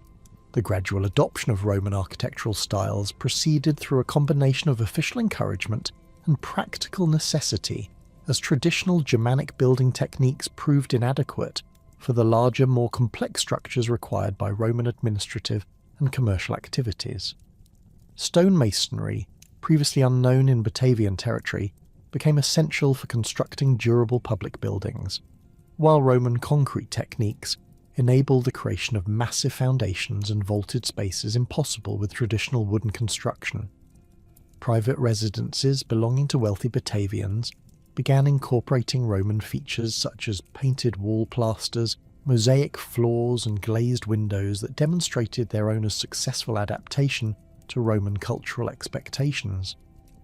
Roman currency systems gradually replaced traditional Germanic exchange mechanisms based on cattle, grain, and precious metal ingots, introducing standardized coinage that facilitated commercial transactions while reinforcing imperial political authority. Archaeological evidence from market sites and residential areas shows increasing quantities of Roman bronze and silver coins dating from the 80s AD onward, with local Germanic currencies disappearing from circulation by the end of the 1st century. The adoption of Roman monetary systems required Batavian merchants and farmers to learn new mathematical concepts and commercial practices while creating dependencies on Roman financial institutions that strengthened imperial control over local economic activities. Commercial transformation accelerated as Roman merchants established permanent trading posts throughout former Batavian territory, introducing new products and marketing techniques that expanded economic opportunities while creating cultural dependencies. Pottery workshops began producing Roman-style vessels alongside traditional Germanic forms, with archaeological evidence showing gradual shifts in production techniques, decorative motifs, and functional designs that reflected changing consumer preferences. The introduction of Roman commercial law, contract procedures, and credit mechanisms enabled more sophisticated business relationships while requiring Batavian participants to master Latin literacy and Roman accounting practices. Agricultural innovation proceeded through the introduction of Roman farming techniques, crop varieties, and livestock breeds that increased productivity while transforming traditional subsistence patterns into market-oriented production systems. Archaeological analysis of pollen samples and seed remains from this period reveals the appearance of Mediterranean crops such as grapes, olives, and various vegetables that have been unknown in Germanic agriculture. Roman agricultural manuals, adapted for Northern European conditions, provided technical guidance for crop rotation, soil improvement, and livestock management that enabled substantial increases in agricultural output, while creating surpluses for commercial export. The development of villa estates represented the most visible symbol of Romanization within the Batavian countryside, as wealthy individuals constructed elaborate residential complexes that combined agricultural production with luxurious living accommodations modelled on Mediterranean prototypes. The villa at Hugaloon, excavated extensively during the 1990s, reveals a complex covering over 15 hectares that included residential quarters with hypocaust heating, bath facilities, workshops, storage buildings, and formal gardens laid out according to Roman landscape design principles. These establishments required substantial investment in construction materials, skilled craftsmen, and ongoing maintenance that demonstrated their owners' successful integration into Roman economic systems. Estate agriculture introduced new social relationships based on Roman concepts of property ownership, tenant farming, and wage labour that replaced traditional Germanic kinship-based agricultural cooperation. Archaeological evidence from villa sites reveals specialised workshops for pottery production, metalworking, and textile manufacture that produced goods for both estate consumption and commercial sale. The labour force supporting these operations included Roman slaves, Germanic freedmen, and hired workers whose living quarters, diet, and material culture reflect the complex social hierarchies that characterised Romanised rural communities. Religious transformation proceeded through systematic syncretism that blended traditional Germanic deities with Roman gods, while introducing completely new religious concepts and ceremonial practices. The temple complex at Elst, constructed during the late 1st century AD, demonstrates this religious fusion through architectural features that combine Roman construction techniques with Germanic sacred space concepts. Votive inscriptions from the site, written in Latin but dedicated to deities with both Roman and Germanic characteristics, reveal the complex negotiations between traditional spiritual beliefs and imperial religious requirements. The cult of the imperial family gained particular prominence as Roman authorities promoted emperor worship as a demonstration of political loyalty, while providing a unifying religious focus for diverse populations. Archaeological evidence from throughout the region reveals the construction of imperial cult temples, the erection of imperial statues, and the celebration of imperial festivals that became central features of community life. These religious observances required participation from all social levels, while providing opportunities for ambitious Batavians to demonstrate their loyalty and advance their social status within Roman society. Mystery religions imported from the Eastern Mediterranean found receptive audiences among Romanized Batavians, seeking spiritual experiences that transcended both traditional Germanic paganism and official Roman state religion. The Mithraic temple discovered near Tinen reveals elaborate underground chambers designed for initiation ceremonies that attracted military veterans, government officials, and wealthy merchants.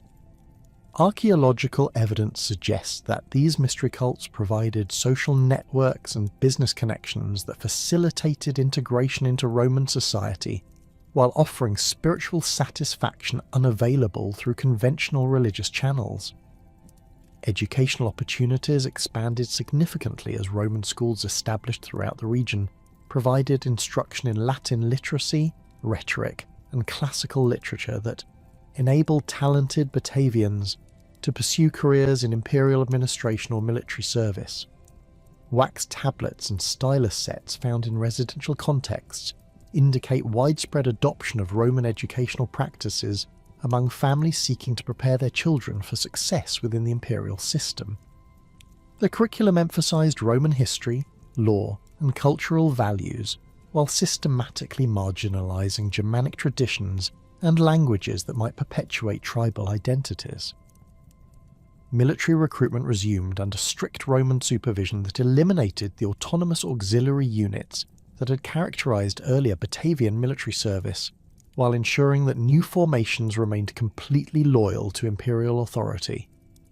Archaeological evidence from military installations reveals standardized equipment, training facilities, and barracks arrangements that followed empire-wide patterns without accommodation for Germanic military traditions. Recruitment quotas, carefully calculated to prevent demographic disruption while meeting imperial military needs, drew young men into service that provided Romanization opportunities while removing potential sources of local unrest. Veterans returning from military service brought Roman cultural practices, commercial connections, and political perspectives that accelerated Romanization within their home communities. Archaeological analysis of veteran burial sites reveals grave goods that combine Roman military equipment with traditional Germanic personal ornaments, suggesting individuals who maintained dual cultural identities while functioning successfully within Roman society.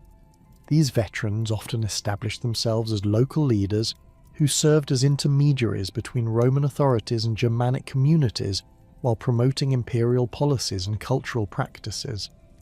Marriage patterns among the Romanized Batavian elite demonstrate increasing intermarriage with Roman colonists, provincial administrators, and military personnel that created kinship networks spanning ethnic boundaries while diluting traditional Germanic identity markers. Funerary inscriptions from family burial plots reveal complex genealogies that include Roman and Germanic names within the same family lines, indicating successful integration strategies that preserved social status while adapting to Roman cultural expectations. These marriage alliances provided economic advantages, political connections, and social mobility opportunities that encouraged continued Romanization among ambitious families. Material culture transformation proceeded gradually as Roman manufactured goods, artistic styles, and technological innovations replaced traditional Germanic crafts and designs. Pottery assemblages from residential sites show decreasing proportions of handmade Germanic vessels, alongside increasing quantities of wheel-thrown Roman ceramics that offered superior functionality and aesthetic appeal. Personal ornaments, household implements, and clothing accessories reflect similar transitions toward Roman styles, while retaining certain Germanic elements that maintained cultural continuity during the adaptation process. Technological transfer introduced Roman engineering techniques, manufacturing processes, and scientific knowledge that enhanced local productive capabilities while creating dependencies on Roman expertise and materials. The construction of Roman-style roads, bridges, and public works required mastery of surveying, concrete production, and heavy construction techniques that were previously unknown in Germanic territories. These infrastructure projects provided employment opportunities for local workers, while demonstrating Roman technological superiority and creating permanent improvements that benefited all residents regardless of their ethnic background. Language adoption proceeded unevenly as Latin became essential for legal, commercial, and administrative activities, while Germanic dialects persisted in domestic and rural contexts. Inscriptions on tombstones, building dedications, and commercial documents reveal increasing Latin usage among educated Batavians, while archaeological evidence suggests that Germanic languages remained dominant in everyday communication throughout the 2nd century. Bilingualism became common among individuals involved in cross-cultural activities, while monolingual Germanic speakers found themselves increasingly marginalized within Roman society.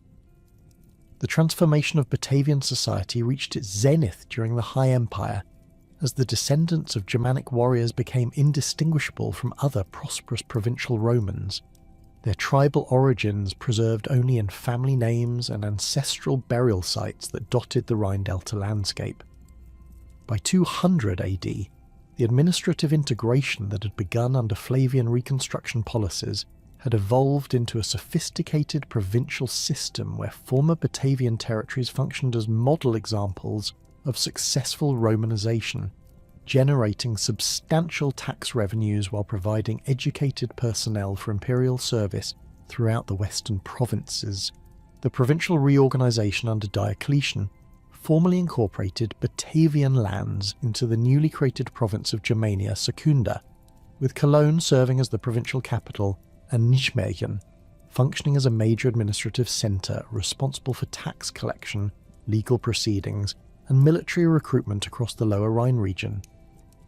Archaeological evidence from the government complexes constructed during this period reveals massive stone buildings featuring advanced heating systems, elaborate mosaic decorations, and sophisticated water management infrastructure that demonstrated imperial investment in regional development. The basilica at Nijmegen, measuring over 60 metres in length and featuring a raised tribunal area for judicial proceedings, could accommodate hundreds of participants during major legal cases, while providing impressive settings for imperial ceremonies and official receptions. Urban prosperity manifested most dramatically in the construction of the elaborate public bath complexes that rivaled those found in major Mediterranean cities, with the Thermae at Herlen representing the pinnacle of Roman engineering achievement in the northern provinces. This massive facility, covering over 2,500 square metres, featured hot, warm and cold bathing pools supplied by a sophisticated aqueduct system that transported water from springs located 15 kilometres away. The complex included exercise areas, massage rooms, libraries, and social gathering spaces where local elites conducted business negotiations, while enjoying amenities that would have been unimaginable to their Germanic ancestors. Hippocaust heating systems beneath the floors maintained comfortable temperatures throughout the winter months, while intricate mosaic floors depicted mythological scenes and geometric patterns that reflected the cosmopolitan tastes of Romanized Batavian society. Private villa complexes constructed during the 3rd century demonstrated the extraordinary wealth accumulated by Batavian landowners who had successfully adapted to Roman agricultural and commercial systems. The Villa Rustica at Verendal exemplified this prosperity through its combination of luxurious residential quarters and efficient agricultural production facilities spread across nearly 40 hectares of prime farmland. The main residence featured over 30 rooms arranged around central courtyards, with private bath suites, dining halls capable of accommodating dozens of guests, and richly decorated reception areas where the villa owner could display his status through expensive furnishings and artistic collections. Frescoed walls depicted pastoral scenes and mythological subjects executed by skilled artisans who had trained in Mediterranean workshops, while marble sculptures imported from quarries in Gaul and Italy adorned garden spaces designed according to classical landscape principles. Archaeological investigations at villa sites throughout the region reveal sophisticated agricultural operations that combine traditional Germanic livestock management with Roman innovations in crop cultivation, food processing and commercial marketing. The villa at Hügelun featured specialised buildings for grain storage, wine production and textile manufacture that supplied both estate consumption and commercial sale throughout the Rhine frontier. Carbonised grain samples from storage facilities indicate cultivation of wheat varieties specifically selected for bread production in urban markets, while winemaking equipment suggests successful adaptation of Mediterranean viticultural techniques to northern European climate conditions. Textile workshops equipped with Roman-style looms produced woolen fabrics that competed successfully with imports from Gaul and Britain, generating substantial revenues that funded continued investment in estate improvements and luxury acquisitions. The emergence of a thoroughly Romanized Batavian elite proceeded through careful cultivation of imperial connections, strategic marriages, and systematic investment in education that prepared family members for careers in military service, provincial administration, and commercial enterprises.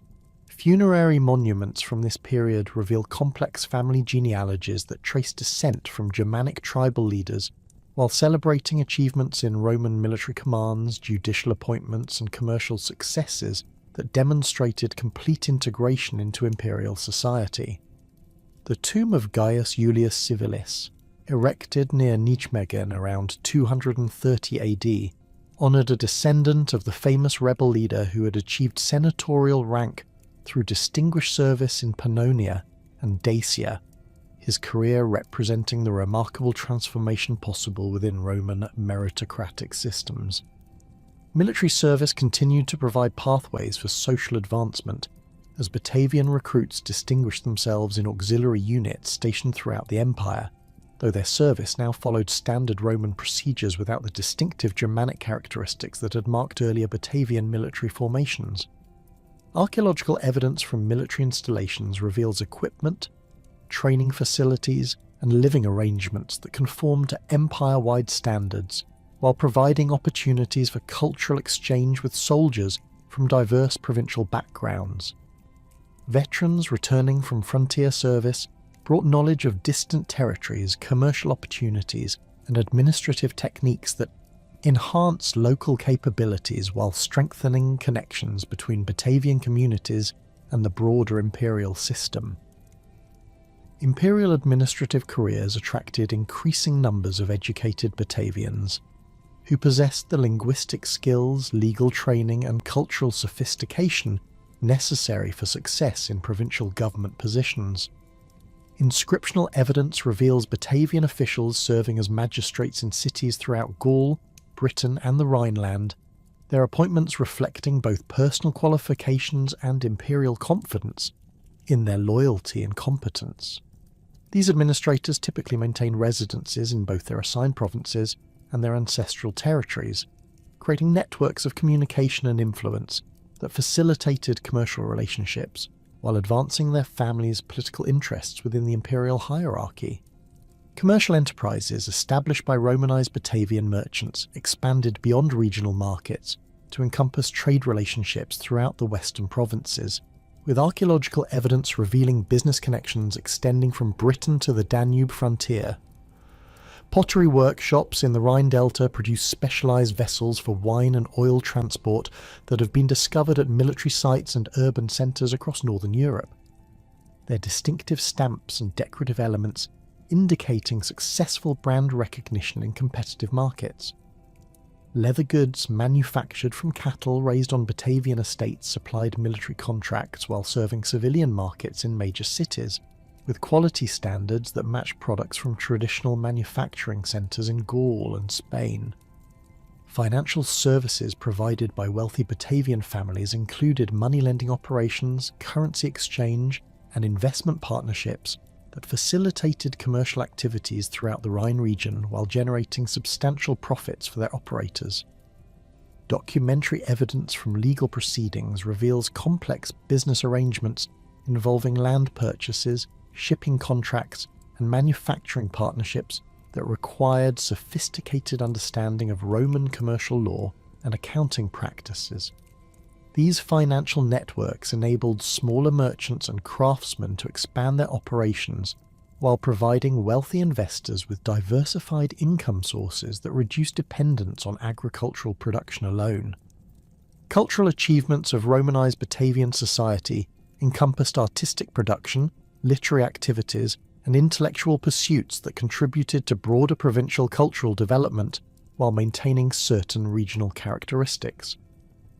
Sculptural workshops in Nijmegen and other urban centres produced funerary monuments, architectural decorations, and religious statuary that combined classical Roman artistic conventions with local stylistic preferences that reflected Germanic aesthetic traditions.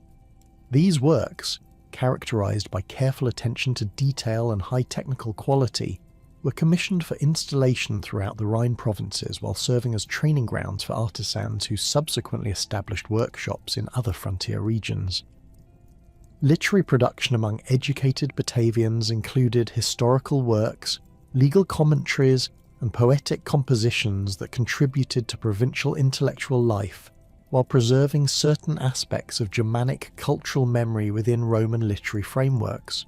Fragmentary papyrus remains from private libraries reveal collections that included classical Latin authors alongside regional historical works and technical treatises on agricultural and military subjects.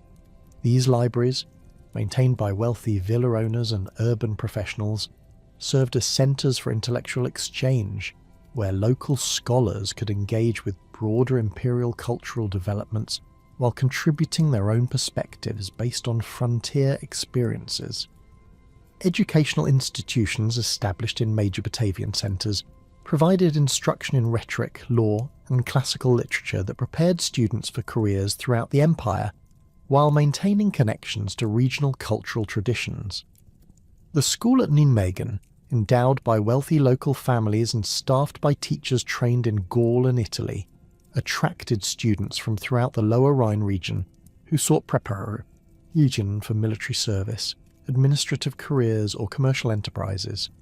Archaeological evidence from school buildings reveals libraries, lecture halls, and residential quarters that could accommodate dozens of students, while providing facilities for advanced instruction in subjects ranging from mathematics and natural philosophy to legal procedures and military engineering.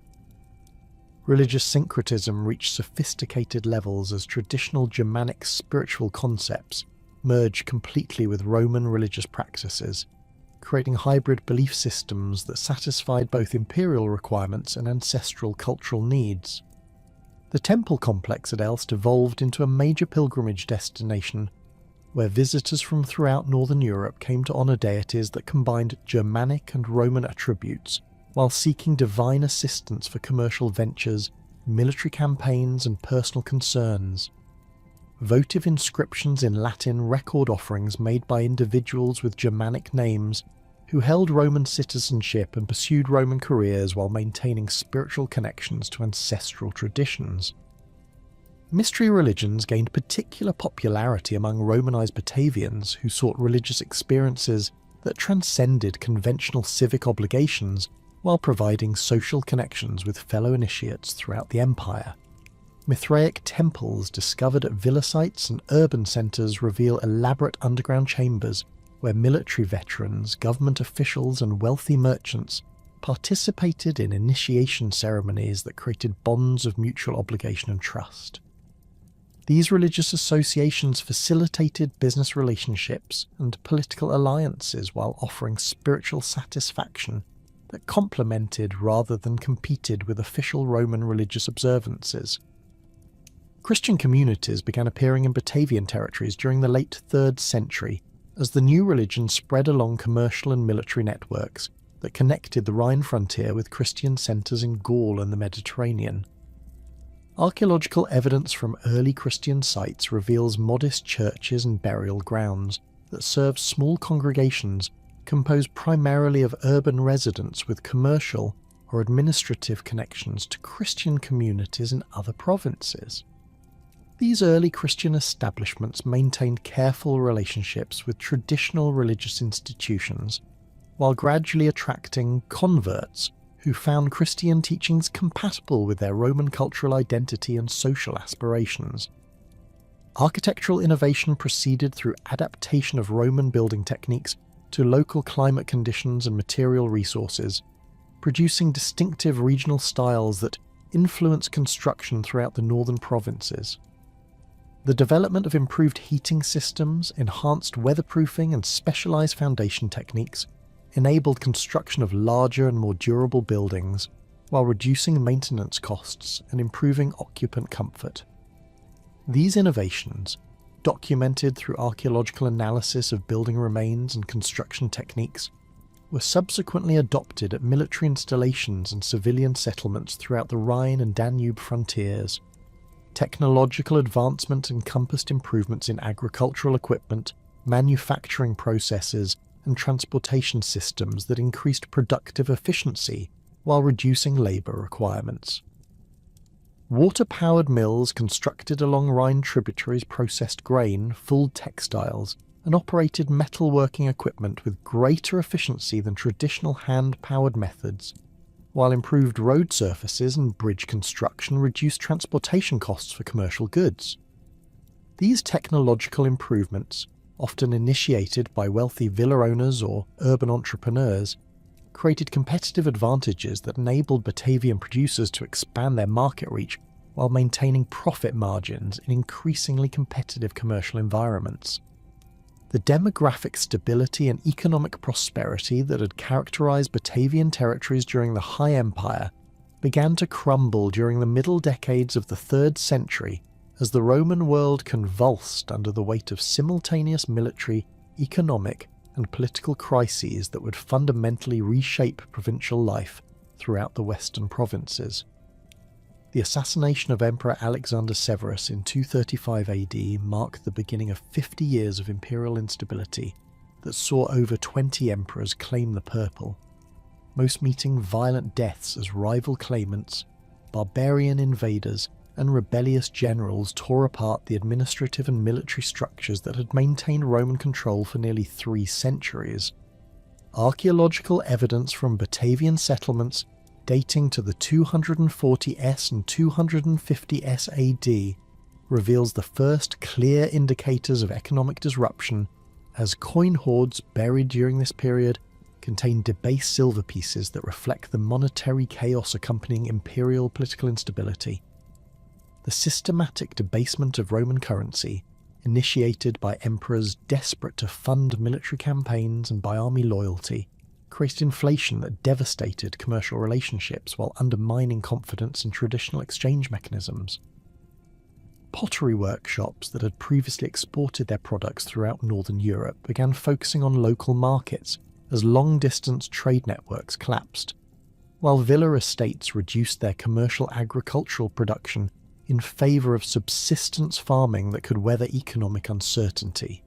The invasion of the Alemanni in 233 AD represented the first major barbarian breakthrough across the Rhine frontier in over a century, demonstrating that Roman defensive capabilities had deteriorated significantly from their previous levels of effectiveness. These Germanic raiders, driven by population pressures and attracted by reports of Roman weakness, penetrated deep into Gaul before being turned back by hastily assembled forces that included substantial numbers of Batavian auxiliaries recalled from distant frontier assignments. Contemporary sources described widespread panic among civilian populations, who had grown accustomed to Roman security guarantees, with many families abandoning their homes to seek refuge in fortified towns, or fleeing toward the Mediterranean provinces where imperial authority remained more stable. The systematic breakdown of Roman defensive coordination became apparent during the Frankish raids of the 250s and 260s, as these aggressive Germanic confederations exploited gaps in frontier coverage created by the withdrawal of legions for civil war campaigns in other regions. Unlike previous barbarian incursions that had been contained through rapid military response, these Frankish attacks achieved strategic surprise and maintained operational momentum that enabled them to devastate wide areas of the Rhine Delta before Roman forces could organise effective countermeasures. Archaeological evidence from villa sites throughout Batavian territory reveals extensive fire damage dating to this period, with many establishments showing signs of hasty abandonment as their owners fled approaching raiders rather than attempting to defend their properties. The Frankish Confederation represented a new type of barbarian threat that differed fundamentally from the tribal raids that had characterized earlier Germanic military activities across the Rhine. These warriors operated under unified command structures that enabled coordinated attacks across multiple sectors simultaneously.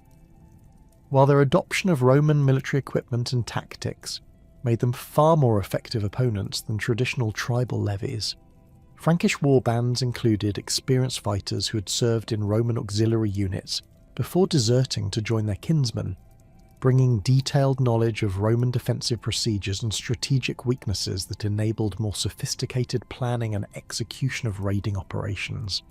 Saxon naval raids along the North Sea coast created additional pressure on Roman defensive resources, as these maritime warriors exploited their superior knowledge of coastal waters and tidal patterns to conduct surprise attacks against undefended settlements. The Saxon longboats, capable of navigating both open seas and shallow rivers, enabled raiders to penetrate far inland through waterway networks that had previously been considered secure from barbarian attack. Archaeological investigations at coastal settlements reveal evidence of systematic destruction during the mid-3 RD century, with burned buildings, scattered human remains, and abandoned tool hoards indicating the sudden violence that characterized these maritime assaults. The decline of Roman naval capabilities in northern waters reflected broader imperial resource constraints as military priorities shifted toward defending the Danube frontier against Gothic invasions and containing Persian threats in the east. The Rhine fleet, once a formidable force capable of controlling river traffic and supporting amphibious operations against trans-Rhenish tribes, deteriorated through neglect and budget cuts that reduced crew training, ship maintenance, and operational readiness. Shipyard facilities at Cologne and other naval bases show archaeological evidence of reduced activity during this period, with construction projects abandoned and repair facilities converted to other uses as imperial authorities concentrated their remaining resources on land-based defensive systems. Military recruitment difficulties compounded defensive problems as traditional sources of auxiliary manpower proved inadequate to meet the expanded requirements created by simultaneous threats on multiple frontiers. Batavian territories, which had previously provided steady streams of high-quality recruits for auxiliary service, could no longer sustain the recruitment quotas demanded by desperate imperial commanders while maintaining sufficient population for agricultural production and local defence. Archaeological evidence from cemetery sites reveals declining numbers of military-age males in civilian burials, suggesting that recruitment pressures had reached unsustainable levels that threatened community survival. The abandonment of villa estates proceeded systematically throughout the Rhine Delta, as wealthy landowners recognised that their exposed rural properties could no longer be defended against increasingly frequent barbarian raids. The villa at Verendal, which had represented the pinnacle of Romanised Batavian prosperity during the early 3rd century, shows archaeological evidence of deliberate abandonment around 260 AD, with valuable portable goods removed and storage areas emptied before the owners departed for safer locations. Similar patterns appear at villa sites throughout the region, with many establishments showing signs of systematic dismantling as owners salvaged building materials, agricultural equipment, and livestock before abandoning their properties to barbarian raiders. The retreat to fortified settlements marked a fundamental transformation in settlement patterns, as dispersed rural populations concentrated in defensible locations that could provide protection against raiding parties while maintaining access to agricultural resources. Existing Roman towns expanded their defensive walls and constructed additional fortifications, while new fortified settlements appeared at strategic locations that controlled river crossings, road junctions, and agricultural areas.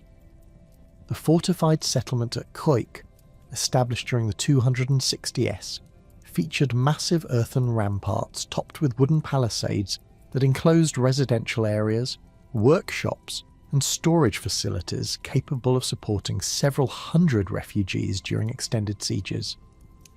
These fortified communities required fundamental changes in social organisation, as traditional Roman municipal structures proved inadequate for managing populations that included both urban residents and rural refugees with different cultural backgrounds and economic interests.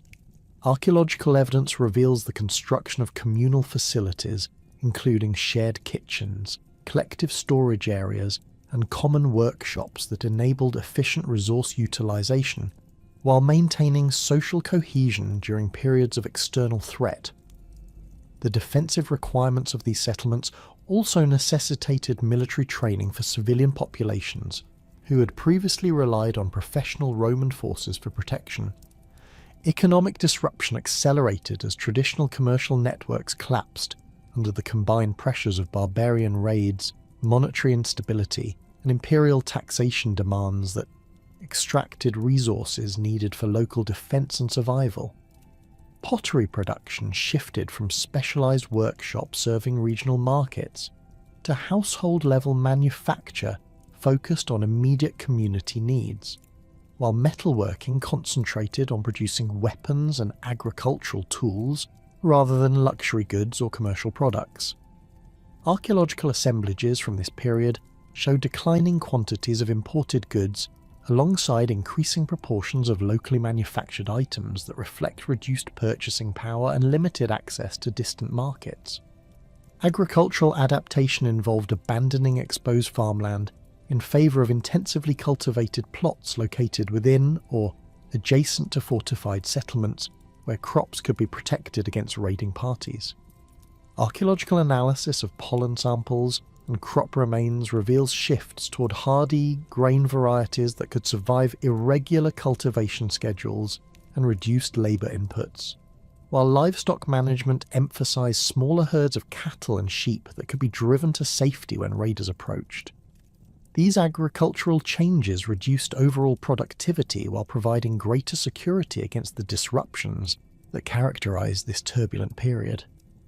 The emergence of Christianity among Batavian populations accelerated during the crisis period, as traditional Roman religious institutions failed to provide adequate spiritual comfort or practical assistance during times of extreme hardship and uncertainty.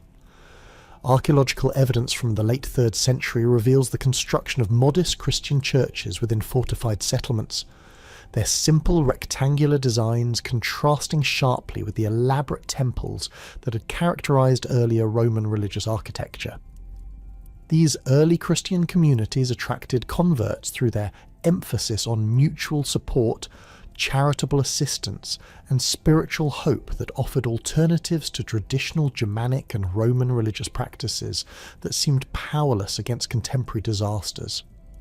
Christian burial practices began appearing in Batavian cemeteries during this period, with graves oriented east-west rather than following traditional Roman or Germanic customs, while grave goods decreased in quantity and value as Christian teachings discouraged excessive material displays in death.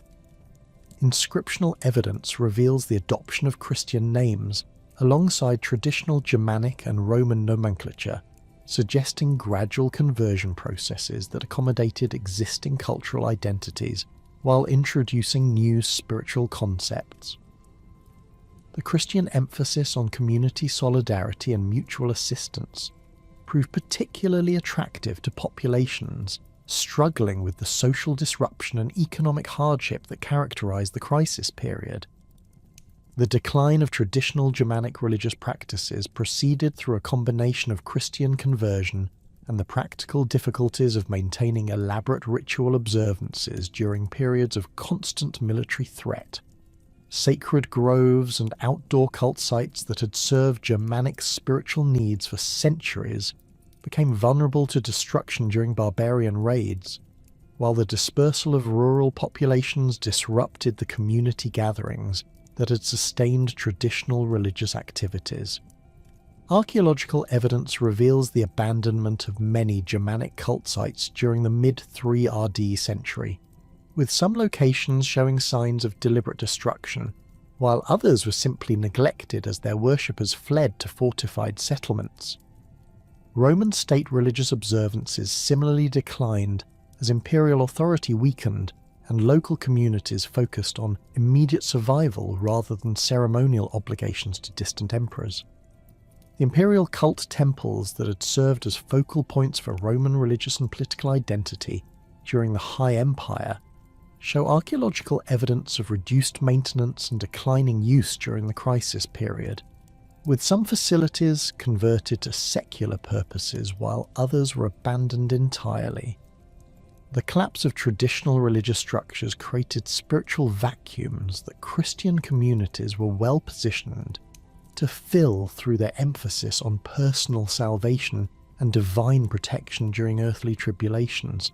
Syncretistic religious practices emerged as communities attempted to combine elements from Christianity, traditional Germanic spirituality, and Roman religious traditions in hybrid belief systems that addressed the specific challenges of crisis period existence. Archaeological evidence from religious sites reveals the coexistence of Christian symbols with traditional Germanic and Roman religious imagery, suggesting gradual transition processes rather than sudden conversions that completely abandoned ancestral spiritual practices. These syncretistic approaches enabled communities to maintain cultural continuity while adapting to changing religious circumstances that reflected broader social transformations. Military innovations developed in response to barbarian tactical advantages included the adoption of Germanic weapons and fighting techniques by Roman forces, while barbarian groups incorporated Roman military equipment and organisational methods that enhanced their operational effectiveness. Archaeological evidence from battlefield sites reveals increasing similarities between Roman and Germanic military equipment, with both sides using comparable weapons, armour, and tactical formations that reflected mutual adaptation and technological transfer. These military innovations contributed to the blurring of cultural distinctions between Roman and Germanic populations as practical military necessities overcame traditional ethnic boundaries.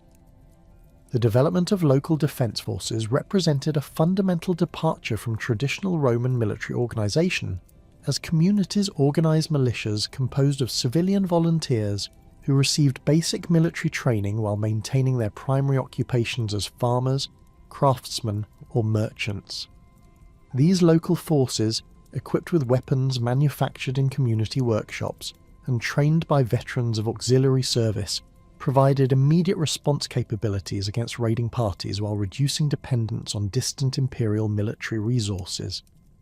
Archaeological evidence from fortified settlements reveals weapons, caches, training areas, and defensive positions that supported these local military organisations. Diplomatic relationships with barbarian groups became increasingly important, as Roman military forces proved inadequate to maintain frontier security through force alone. Local Roman commanders began negotiating agreements with Frankish and Saxon leaders that provided temporary security in exchange for tribute payments, territorial concessions, or military assistance against mutual enemies. These diplomatic arrangements, while practical necessities during the crisis period, represented fundamental departures from traditional Roman policies of territorial control and cultural dominance that had characterized earlier imperial administration. Population movements during the crisis period included both voluntary migration and forced displacement, as communities sought security in more defensible locations, while barbarian raids created refugees who required resettlement in safer territories. Archaeological evidence reveals the establishment of new settlements in previously unoccupied locations that offered natural defensive advantages, while existing communities expanded to accommodate refugees from devastated rural areas. These population movements contributed to cultural mixing as Germanic, Roman, and other ethnic groups found themselves sharing fortified settlements where cooperation was essential for survival. The transformation of material culture during the crisis period reflected both practical adaptations to changed circumstances and the cultural influences that resulted from increased contact between previously separated populations. Pottery styles began incorporating decorative elements from various cultural traditions, while functional designs emphasized durability and utility rather than aesthetic sophistication. Metalworking focused on producing weapons, agricultural tools, and defensive equipment, while luxury items became rare as resources were redirected toward immediate survival needs. Technological innovation proceeded through practical necessity as communities developed new techniques for food preservation, weapon manufacture, and defensive construction that enabled survival during extended periods of isolation and siege. Archaeological evidence reveals improvements in grain storage methods, more efficient metalworking techniques, and innovative defensive technologies that enhance community security while reducing resource requirements. These technological developments often combined knowledge from various cultural traditions, as communities drew upon diverse expertise to address common challenges. The gradual emergence of new political structures that had characterized the late 3rd century crisis accelerated dramatically during the early decades of the 4th century, as imperial authority in the Rhine Delta became increasingly nominal, while local strongmen consolidated practical control over territories that Rome could no longer effectively govern. The reign of Constantine brought temporary stability to the broader empire. but his administrative reforms and military reorganisation actually hastened the dissolution of Roman control in peripheral regions like the Batavian territories, where imperial resources were systematically redirected towards defending more strategically valuable provinces closer to the Mediterranean core. The establishment of Constantinople as the new eastern capital in 330 AD marked a decisive shift in imperial priorities that left the Rhine frontier increasingly isolated from central decision-making processes and resource allocation systems. Archaeological evidence from administrative sites in the Rhine Delta reveals the systematic abandonment of Roman government facilities during the 330s and 340s, with official buildings stripped of valuable materials while archives were either destroyed or transported to more secure locations. The Great Basilica at Nijmegen, which had served as the primary judicial and administrative centre for the region, shows clear evidence of deliberate dismantling during this period, with marble columns, bronze fittings and mosaic floors removed for transport to other locations where imperial authority remained viable.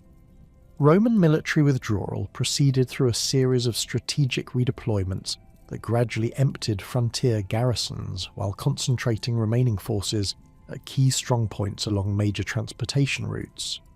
The Rhine fleet, already weakened by decades of reduced funding and maintenance, was formally disbanded around 340 AD, with surviving vessels either scuttled to prevent barbarian capture or transferred to river systems where imperial control remained intact. Archaeological investigations at former naval facilities reveal the systematic destruction of shipbuilding equipment, the filling of dry docks, and the conversion of military harbours to civilian use as communities adapted abandoned military infrastructure to serve local commercial and defensive needs. The final withdrawal of regular Roman legions from the Lower Rhine occurred during the 350s as Emperor Constantius II concentrated military resources for campaigns against Persian forces in the east and usurpers in Gaul. The last documented Roman military unit stationed in former Batavian territory, a detachment of the Legio I Minervia, departed around 355 AD, leaving behind only administrative personnel and local militia forces that lack the training, equipment and organisational support necessary to maintain effective frontier defence. Contemporary sources describe emotional farewell ceremonies where Roman officers distributed weapons and military standards to local leaders while promising eventual return that both sides recognised as increasingly unlikely. Local defence arrangements that emerged following Roman military withdrawal revealed the sophisticated organisational capabilities that Romanised Batavian communities had developed during centuries of imperial administration. The fortified settlement at Kuisk expanded its defensive perimeter to encompass additional agricultural areas while establishing subordinate strongpoints at river crossings and road junctions that enabled coordinated resistance against barbarian raiding parties.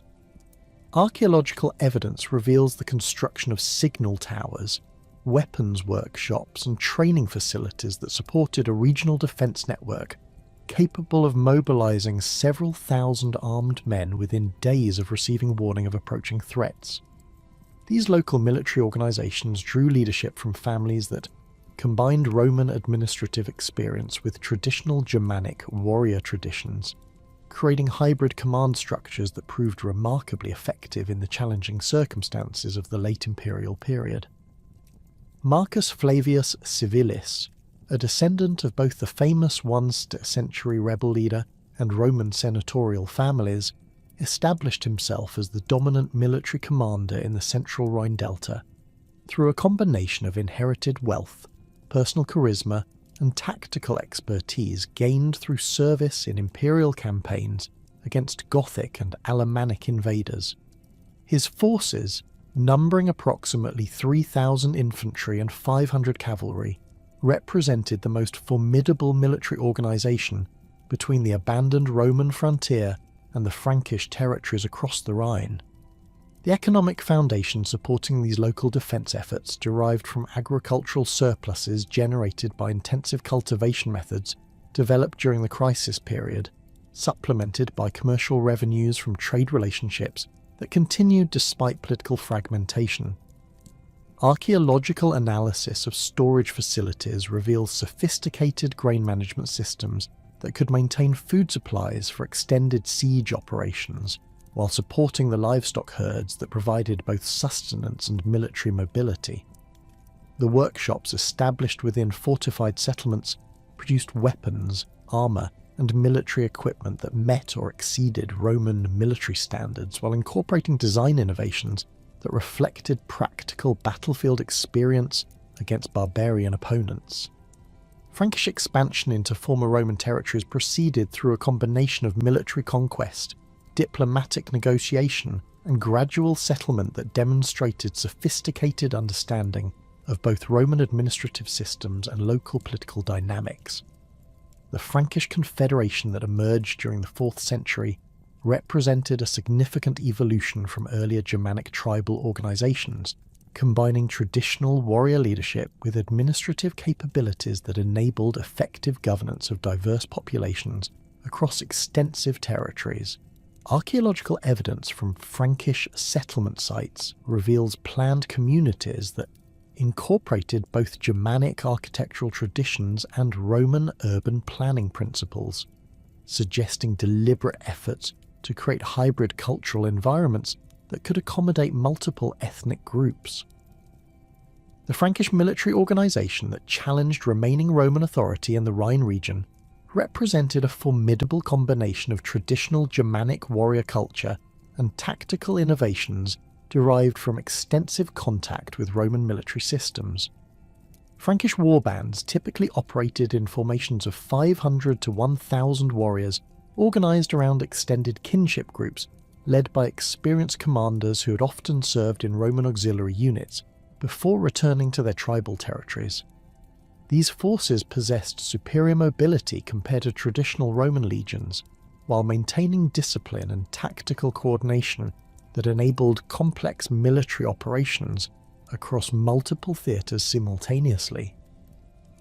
Frankish weapons technology reflected centuries of technological exchange with Roman military systems, while incorporating distinctive Germanic innovations that provided tactical advantages in the specific combat environments of the Rhine frontier.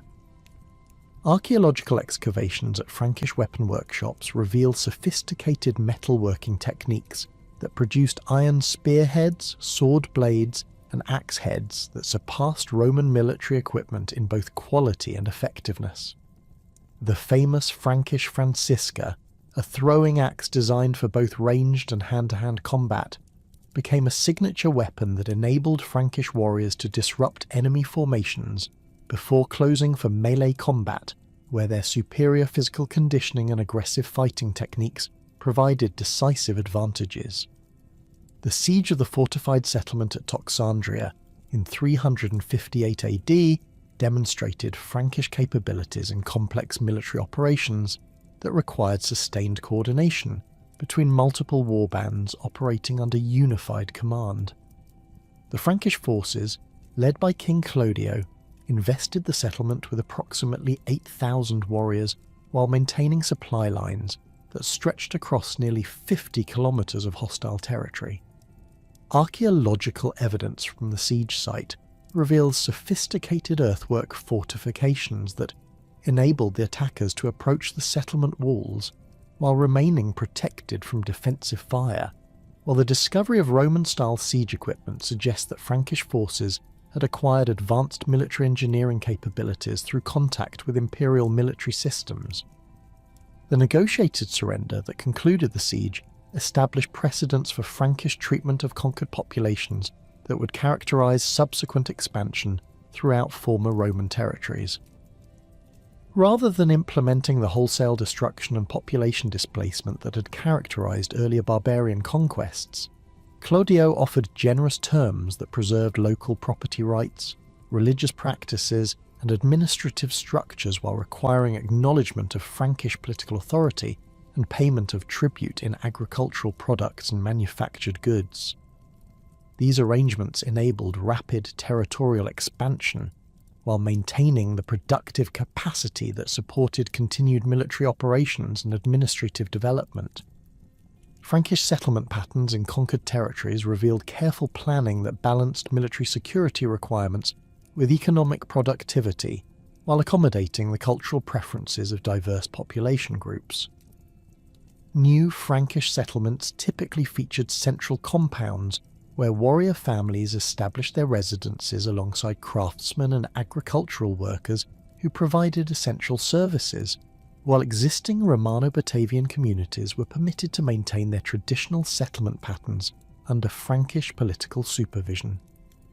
Archaeological evidence from mixed settlements reveals gradual cultural integration as intermarriage, commercial relationships, and shared defensive responsibilities created hybrid communities that combined Frankish, Roman, and Germanic cultural elements.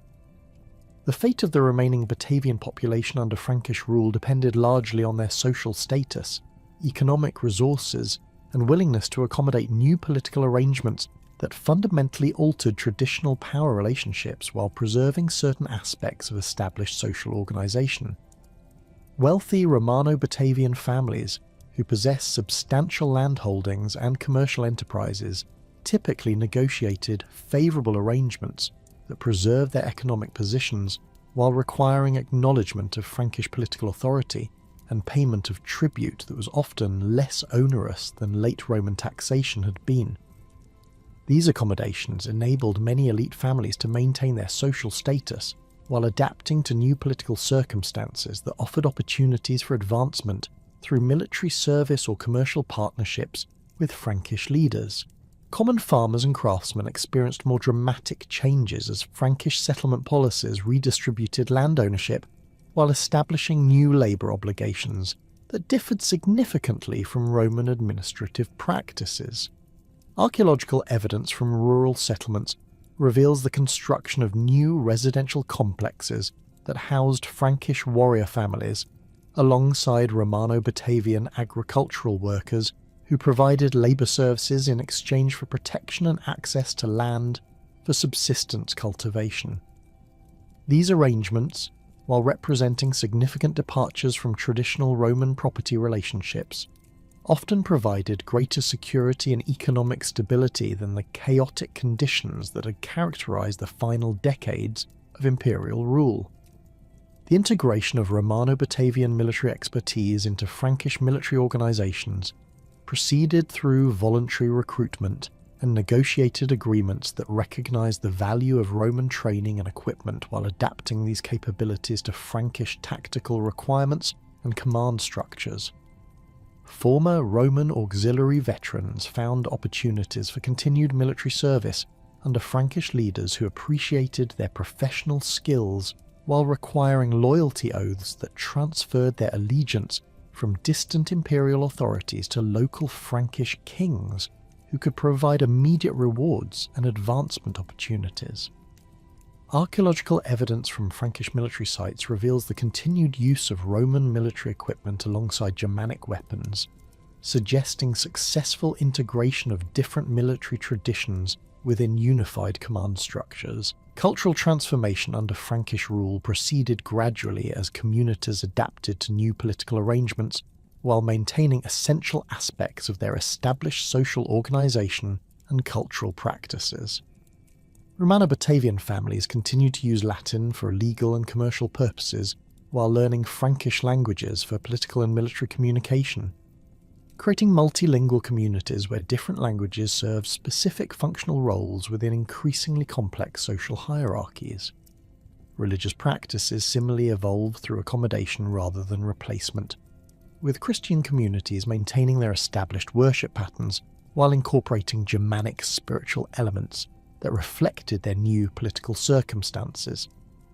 Archaeological evidence for the transition period reveals dramatic changes in burial practices that reflected the cultural negotiations occurring within communities experiencing fundamental political transformation.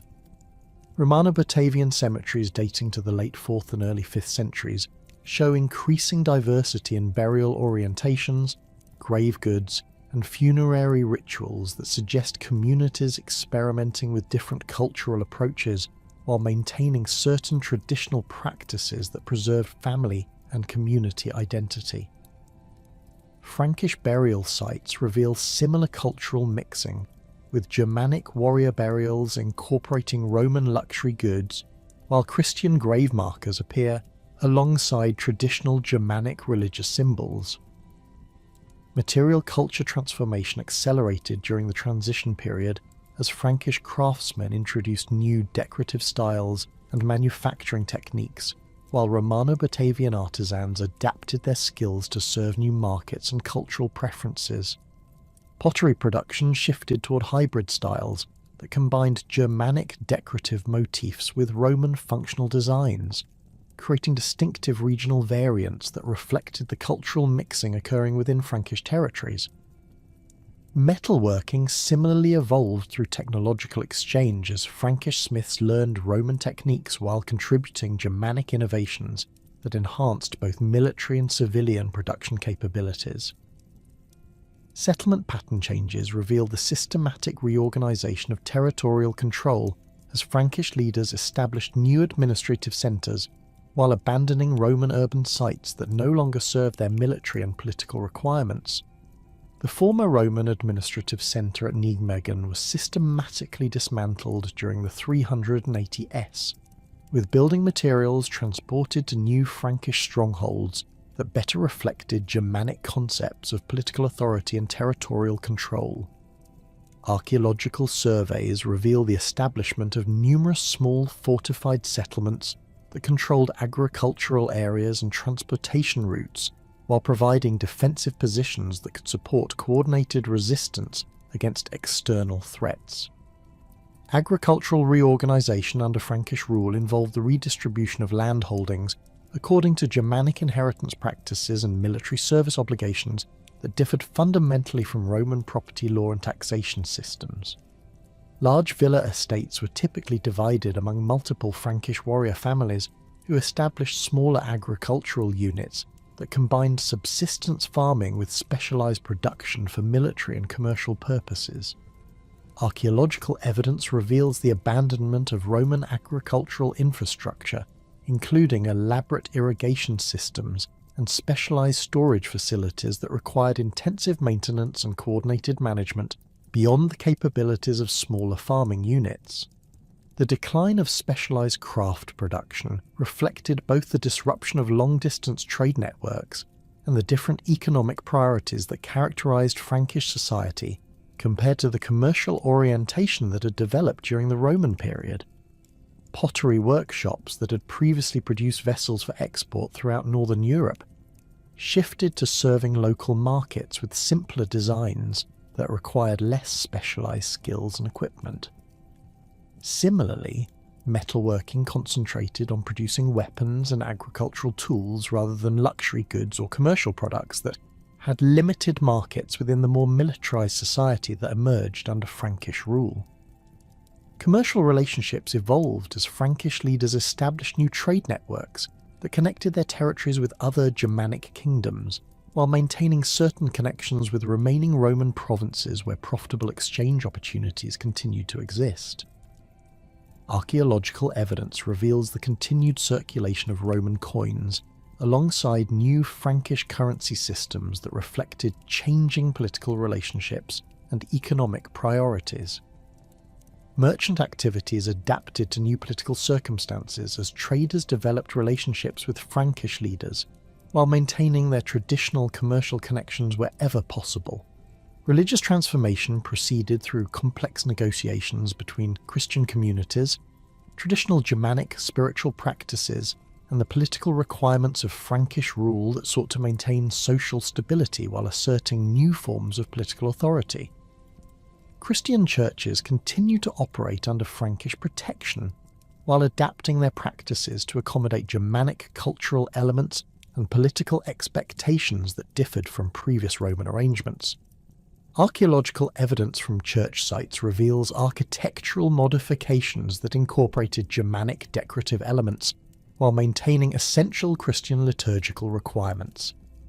The emergence of hybrid cultural institutions reflected the practical requirements of governing diverse populations while maintaining the military effectiveness that enabled continued Frankish expansion and territorial control.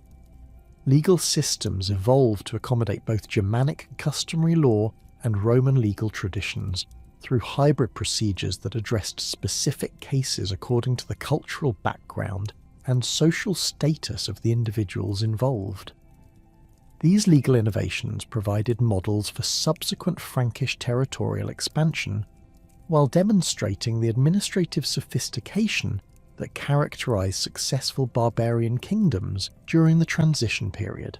Demographic changes during the transition period included both voluntary migration and forced population movements as communities responded to changing political circumstances and economic opportunities. Some Romano-Batavian families emigrated to remaining Roman territories where they could maintain their traditional cultural practices and political loyalties, while others chose to remain and adapt to Frankish rule through accommodation strategies that preserved essential aspects of their social and economic positions. Archaeological evidence suggests that overall population levels remained relatively stable despite political upheaval, indicating that Frankish settlement policies successfully maintained agricultural productivity while integrating diverse population groups. The technological legacy of the transition period encompassed innovations in military equipment, agricultural techniques, and craft production that combined Germanic and Roman knowledge systems while addressing the specific challenges of governing territories that bridged different cultural traditions. These technological developments influenced subsequent European development patterns while demonstrating the creative potential that emerged from cultural contact and exchange during periods of political transformation. Yet, as Frankish rule solidified across the former Batavian territories during the 5th century, the distinct identity that had characterized this remarkable Germanic tribe began its gradual dissolution into the broader tapestry of early medieval European civilization. The survival of Batavian identity during the immediate post-Roman period depended largely on the preservation of family genealogies, place names, and local traditions within communities that maintained some continuity despite fundamental political changes. Frankish administrative records from the 6th and 7th centuries, preserved in monastery archives throughout the Low Countries, contain scattered references to individuals bearing names derived from Batavian origins, though these references become increasingly rare as Germanic naming conventions merged with Latin Christian traditions.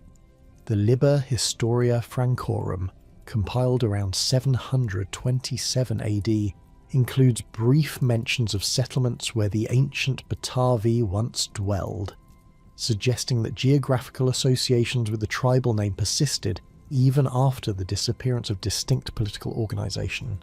Medieval chroniclers writing in monastery scriptoriums across the Frankish kingdoms preserved fragments of Batavian history through their compilation of classical sources, particularly drawing from Tacitus's Germania and histories, to construct genealogies that connected contemporary noble families with ancient Germanic tribal leaders. The Chronicle of Fredegar, composed during the mid-7th century, describes certain Frankish aristocratic lineages as descendants of the brave Batavi who served the Roman emperors, though these claims likely reflected political propaganda rather than accurate genealogical records.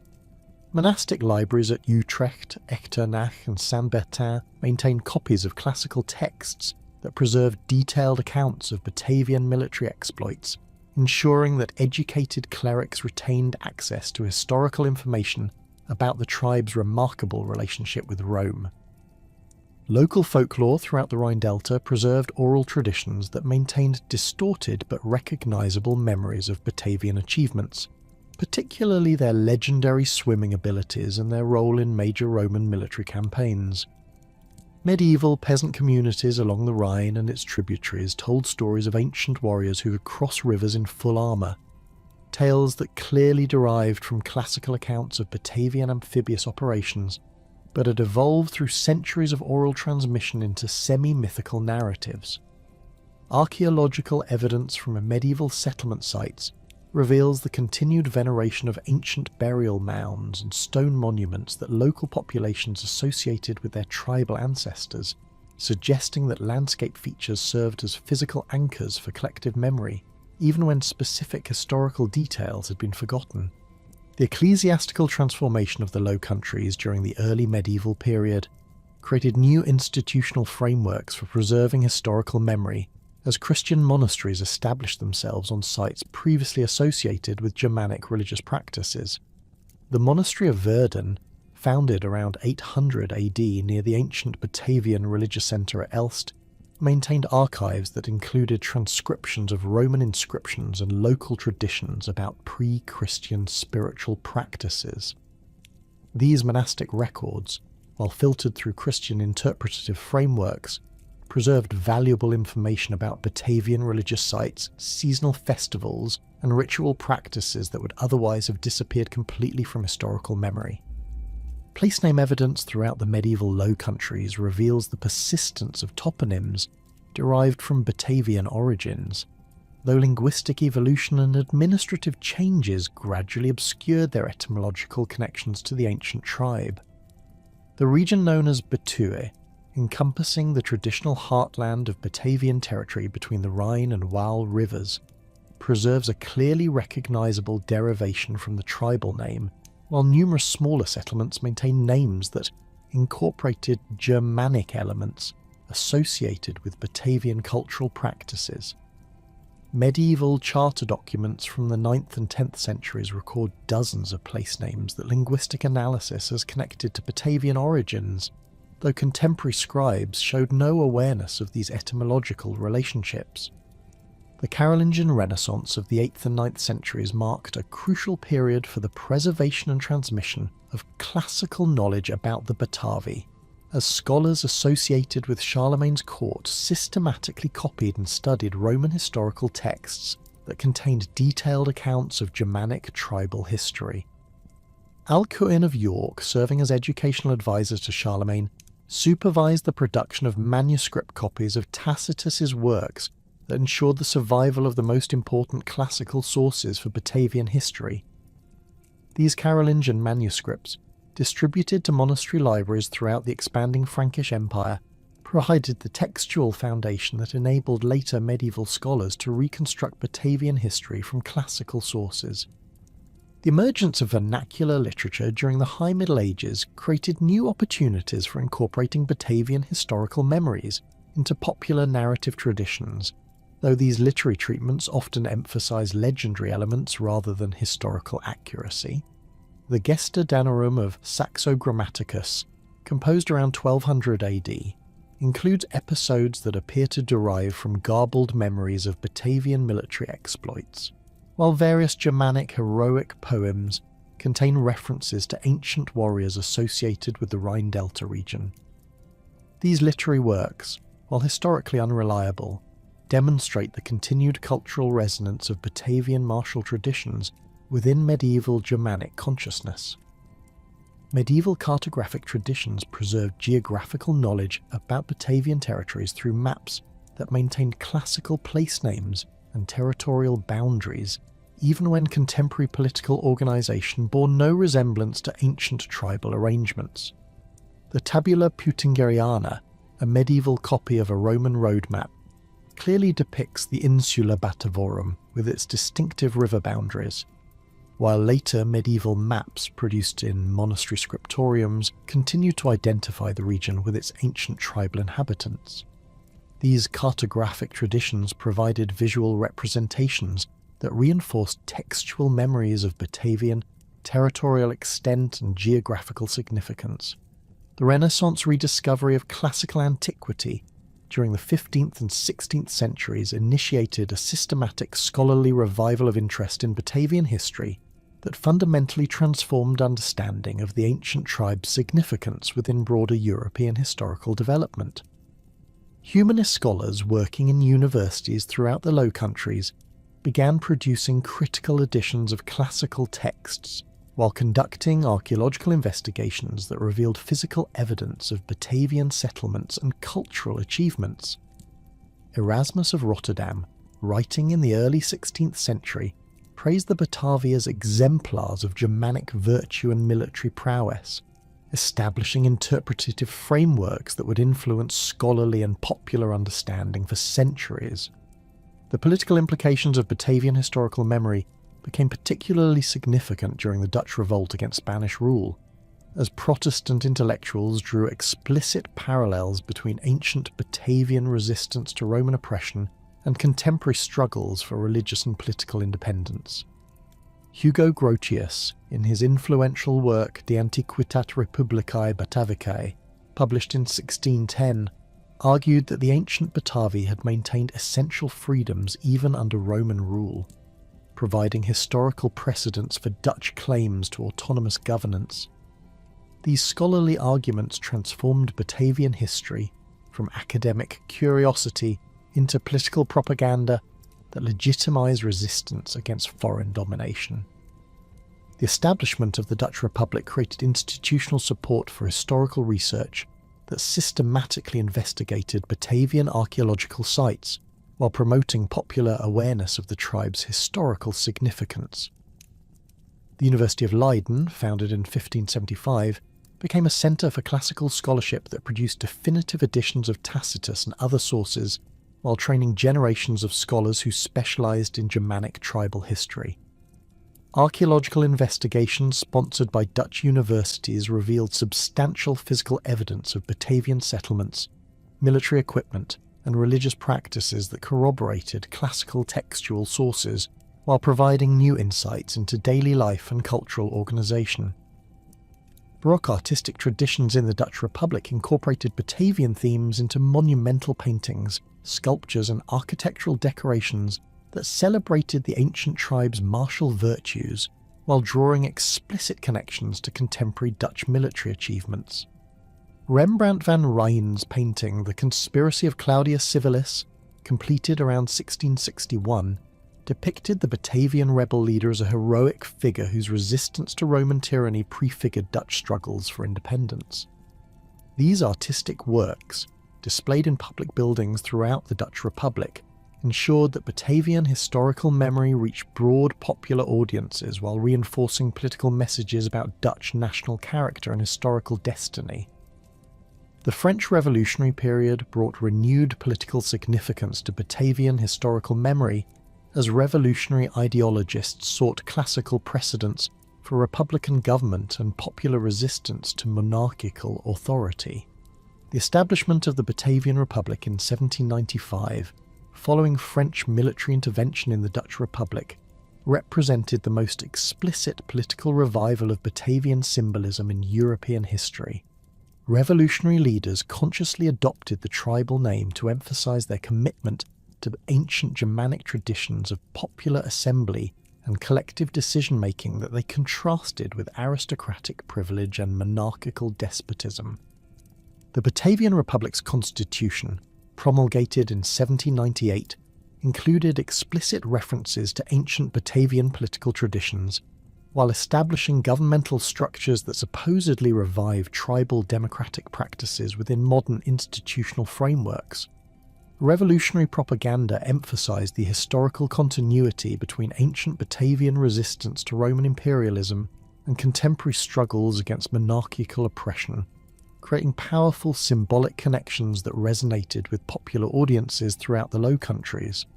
Street festivals, public ceremonies, and educational programs systematically promoted Batavian historical consciousness while encouraging citizens to identify with their ancient tribal ancestors. The Napoleonic transformation of the Batavian Republic into the Kingdom of Holland in 1806 marked the end of explicit political revival of Batavian identity, though scholarly and popular interest in tribal history continued to develop throughout the 19th century. Romantic nationalist movements throughout Europe drew inspiration from Germanic tribal traditions, while archaeological discoveries in the Rhine Delta provided increasingly sophisticated understanding of Batavian material culture and social organisation.